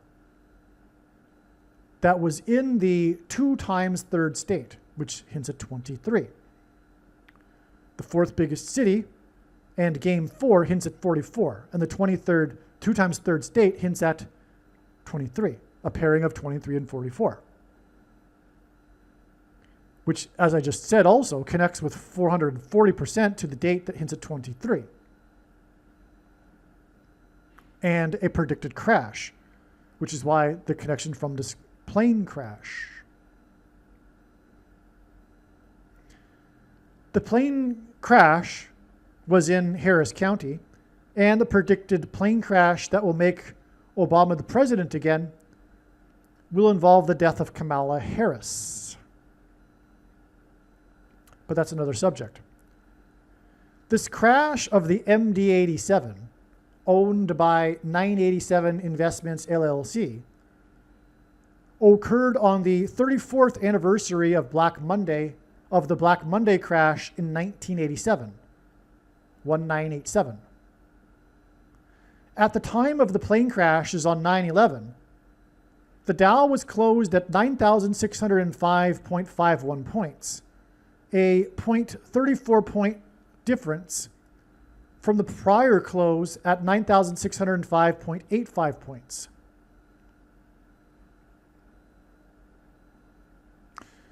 $9,605, incidentally, hints at 9 and 6 plus 5 and 11, which hints at 9/11. And that was the number that the Dow was frozen at throughout the day of 9/11. Anyway, that day, which was the closing from the prior day, from the Monday, when it was closed at 9,650.51, that Monday close was 0.34 points difference from the close on the prior Friday, which gives us the number 34. 34 is relevant to 9/11 because it's 2 times 17, and 2 planes struck the towers 17 minutes apart. Well, this crash of the plane that pointed to the crash in 1987, clearly, was on the 34th anniversary of the 1987 crash. I mean, that's amazing. I mean, how could anyone not see this? How could even a secular person not have noticed this? A materialist, no, of course not. They wouldn't be looking at it, but it's so clear, right? When you just look at it, MD-87, 987 Investments LLC, on the anniversary of the 1987 crash, well, obviously, it was a crash sign, right? Now, the thing is, the 34th anniversary, this crash on the 34th anniversary of the 1987 crash, 34 because it is the 9th Fibonacci number. Fibonacci numbers aren't just a mathematical trivial thing. They are found, the Fibonacci sequence is found throughout the natural world. It's a creation sequence of numbers. And the number 9 is the most important number, as from the Bible, it symbolizes God's judgment. So, now, which is why the ninth Fibonacci number of years after the 87 crash, we get the crash involving the 987 Investments LLC MD87 plane. Now, that game 4 on the ninth Fibonacci number of years anniversary of Black Monday was known for the fourth prime number of runs the team from the fourth biggest city scored in the ninth inning, when the game was tied at 2-2. 2 plus 2 equals 4.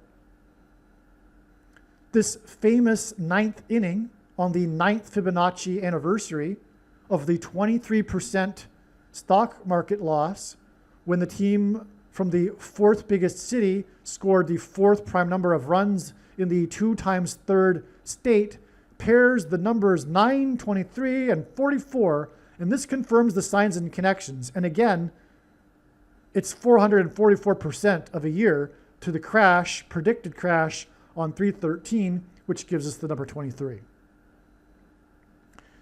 So you see over and over again here, this pattern of 9, 23, and 44, right? The ninth Fibonacci anniversary, the game was known for the ninth inning, but it was the team from the fourth biggest city, and they scored the fourth prime number of runs, which incidentally is 7 runs. And it was game 4, right? So that's 9 and 44 there, but it was in the 2 times third state. And the connection is to the date 3/13 with 440% of a year.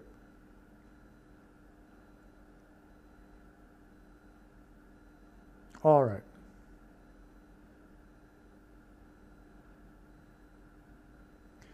In Strong's Hebrew Bible Concordance, H 226, the 226th word in the concordance, is the word that means prophetic sign.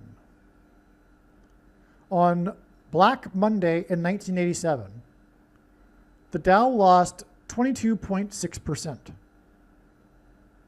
which obviously hints at H 226, making this a prophetic sign. On the anniversary of the 1987 stock market crash of 22.6%, an MD87 owned by 987 Investments LLC crashed while on its way from the fourth biggest city to game number 4. This anniversary of the 22.6% loss was exactly 226 weeks before the 4th deadliest avalanche in U.S. history, when snow crashed from a mountain peak, as in stocks crashing from a high peak. 8 people were reported killed in the avalanche. That was near where Interstate 80 was closed at Donner Pass due to snow. Now, there's a lot prophetic significance to this Donner Pass connection, which I explain in the Donner Pass video. Make sure you watch that other video. I'm only scratching the surface of what's going on here.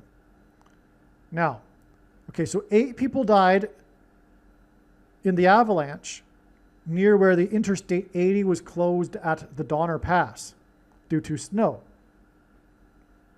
Just like the avalanche killed the people with snow. The skiing expedition was led by 4 guides. The snow suddenly crashed onto skiers led by 4 guides near the closed interstate highway on the same day that 4 people died in car crashes in a car pileup on the interstate highway in Colorado due to a sudden, quote unquote, brownout when soil was whipped up and blown over the interstate, making visibility not possible, causing the car pileup. The cars were northbound towards Denver, Colorado. And on this same day, the 80s coach of the Denver Nuggets died. The fourth deadliest avalanche and the 4 deaths in the crashes in Colorado were exactly 400 and plus 400. The fourth deadliest avalanche and the 4 deaths in crashes in Colorado were exactly 444 plus 444 plus 444 days after the Colorado Avalanche won the Stanley Cup. And God repeats the number 3 times for emphasis of its symbolic meaning. The 80s coach died on the same day of the death of the first serious black presidential candidate who ran for president in the 80s. Jesse Jackson was the founder of the Rainbow Coalition, and he died on the date 2/17, which is the date that the sudden and unexpected flood judgment began in the Bible, and the symbol of this judgment is a rainbow. The Rainbow Coalition guy died on the date 2/17, which is astounding because it hints at the rainbow. A black swan event is a sudden and unexpected event. The first black presidential candidate's run for president was a black swan event in American politics. Jesse Jackson's death was on the same day as the unexpected, sudden, deadly avalanche and sudden, deadly car crashes in a sudden brownout. In a sudden, unexpected brownout. The black swan candidacy of the first black presidential candidate was in 1984. 84. He paved the way for the first black president who was born on the date 8/4. And the name Obama is equal to 84 in Hebrew gematria.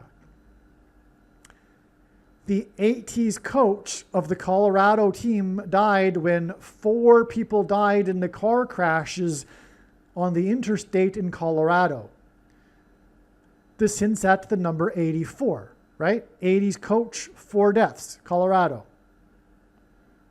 This was the same day that the Interstate 80 was closed near where 8 people died in the skiing expedition led by 4 guides, and it was the 4th deadliest avalanche.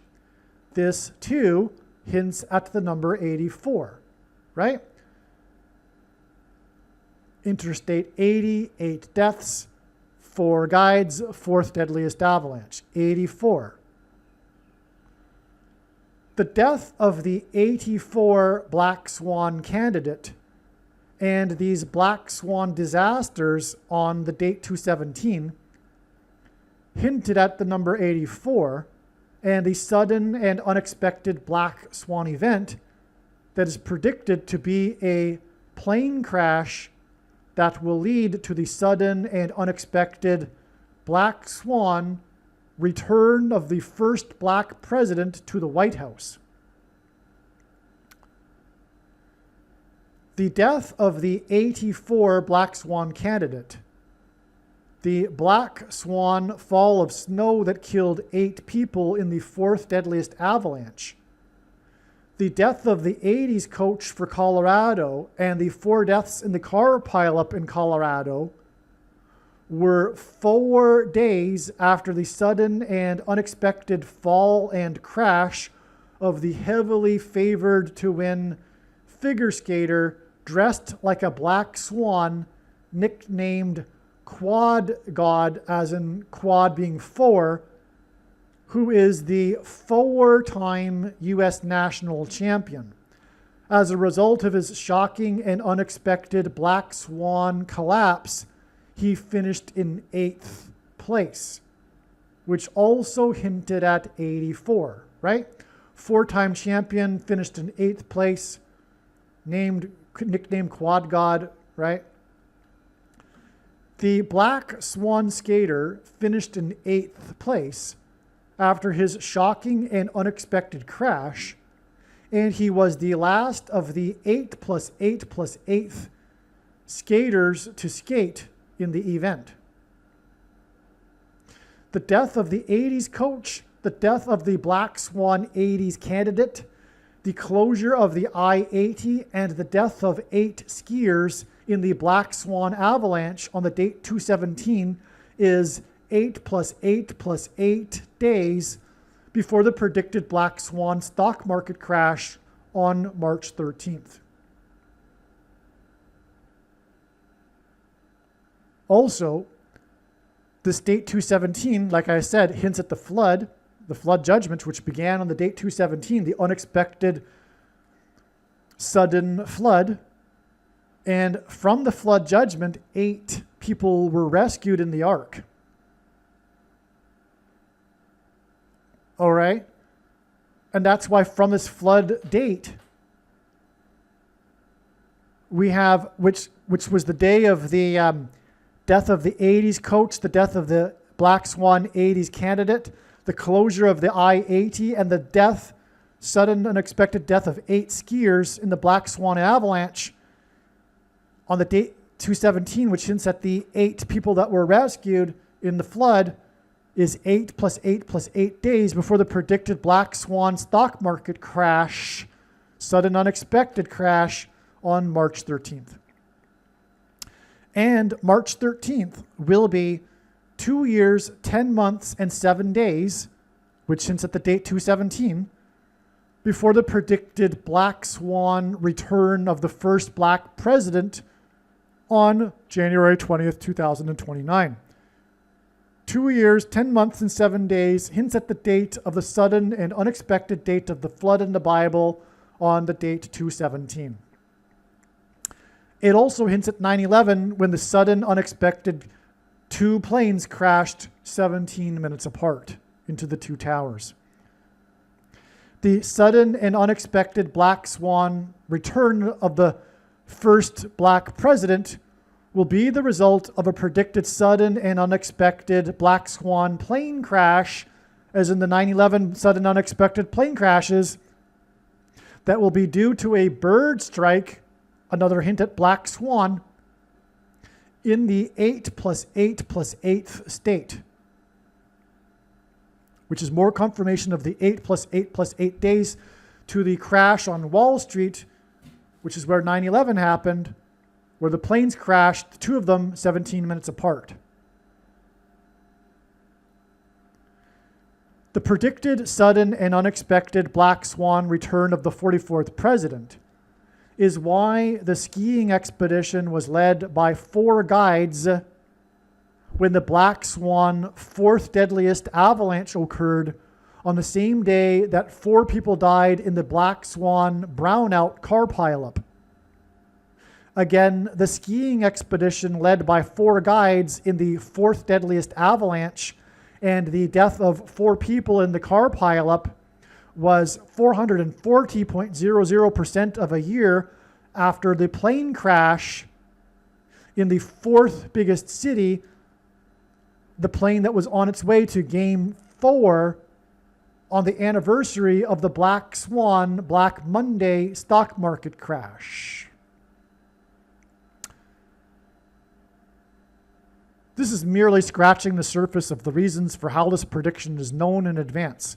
For more information, please visit Odyssey, spelled ODYSEE.com, or Rumble.com video channels named Asteroid Prediction. And also read the website TrumpPrediction.com. Believe me, I know far better than you how the prediction made in this video was derived. And more importantly, I know far better than you why the righteous Christian God of the Bible has given me a voice through this prediction. If you are a quote-unquote Christian or Muslim, this prediction was not learned through a demon. Be warned that blaspheming the Holy Spirit is the unforgivable sin. If you are a New Ager or New Spirituality person, this prediction was not learned through somehow tapping into the supposed universal collective consciousness.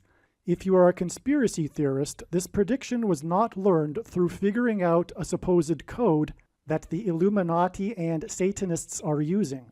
This prediction was learned through the Bible and through watching carefully the Lord's prophetic signs, which Jesus commanded all Christians to do.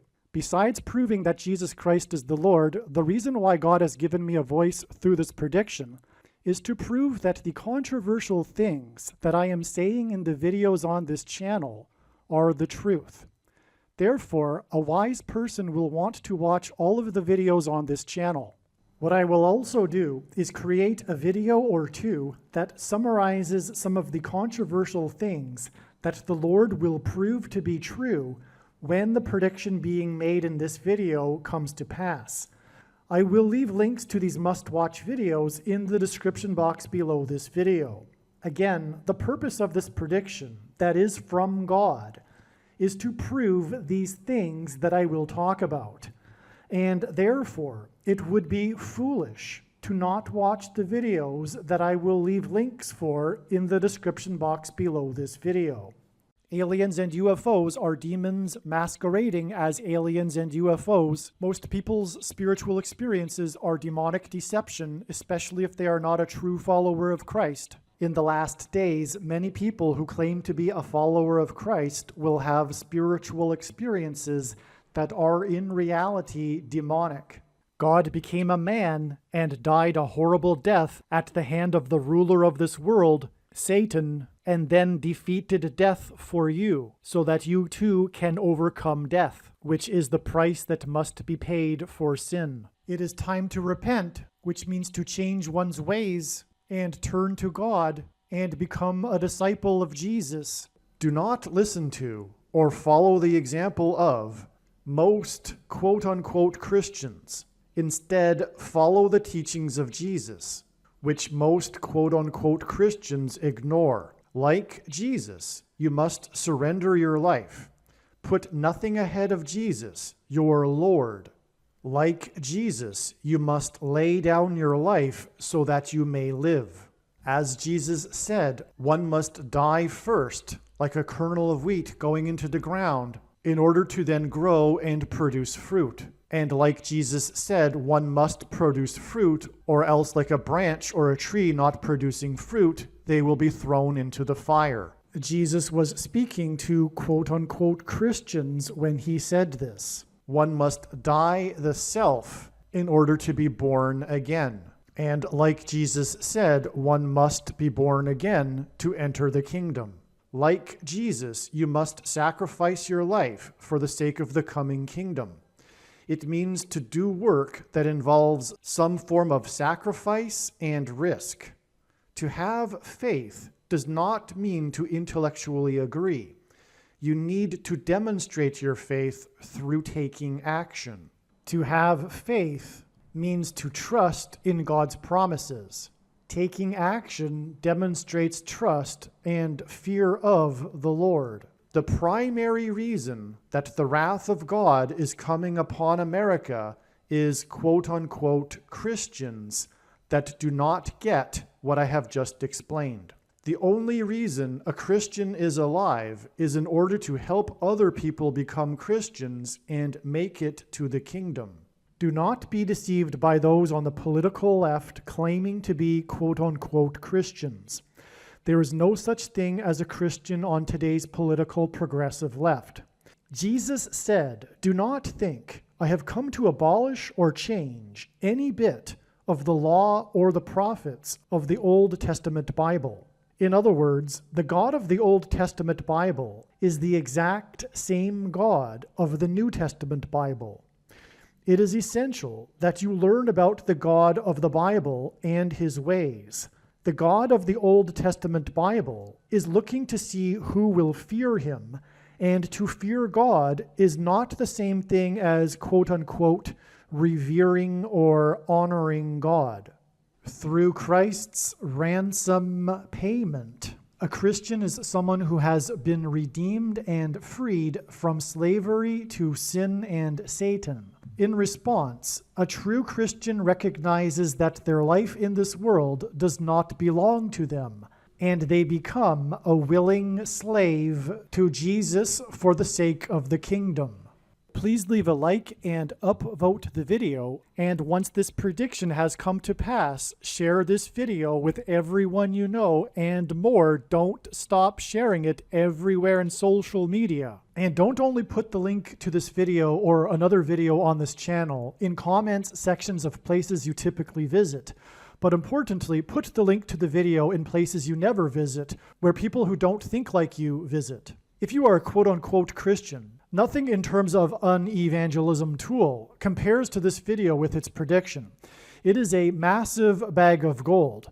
Beware of Jesus' warning through the quote-unquote Christian that did nothing with his bag of gold and was banished to hell. Also, read Ezekiel chapter 3 and 33 for this same warning. If you think you might be spending too much time watching videos instead of working and sacrificing for the kingdom through handing out flyers and potentially helping hundreds of people in the same length of time as a video, my flyer is filled with amazing information that people need to know right now, and it points people to the video channel. Now is not the time to be handing out typical evangelical tracts that are largely based in error anyway, such as, quote, Jesus loves you, unquote, for example. You can hand out the flyer on busy street corners, put them on car windshields in busy parking lots, and put them in mailboxes. Just send the file to your local print shop.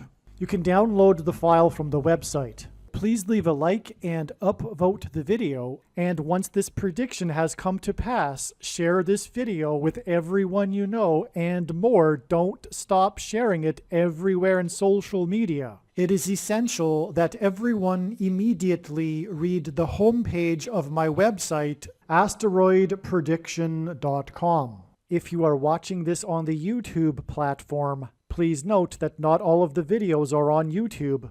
You need to switch to the Odyssey.com or Rumble.com channel, and do it now in case you aren't able to later.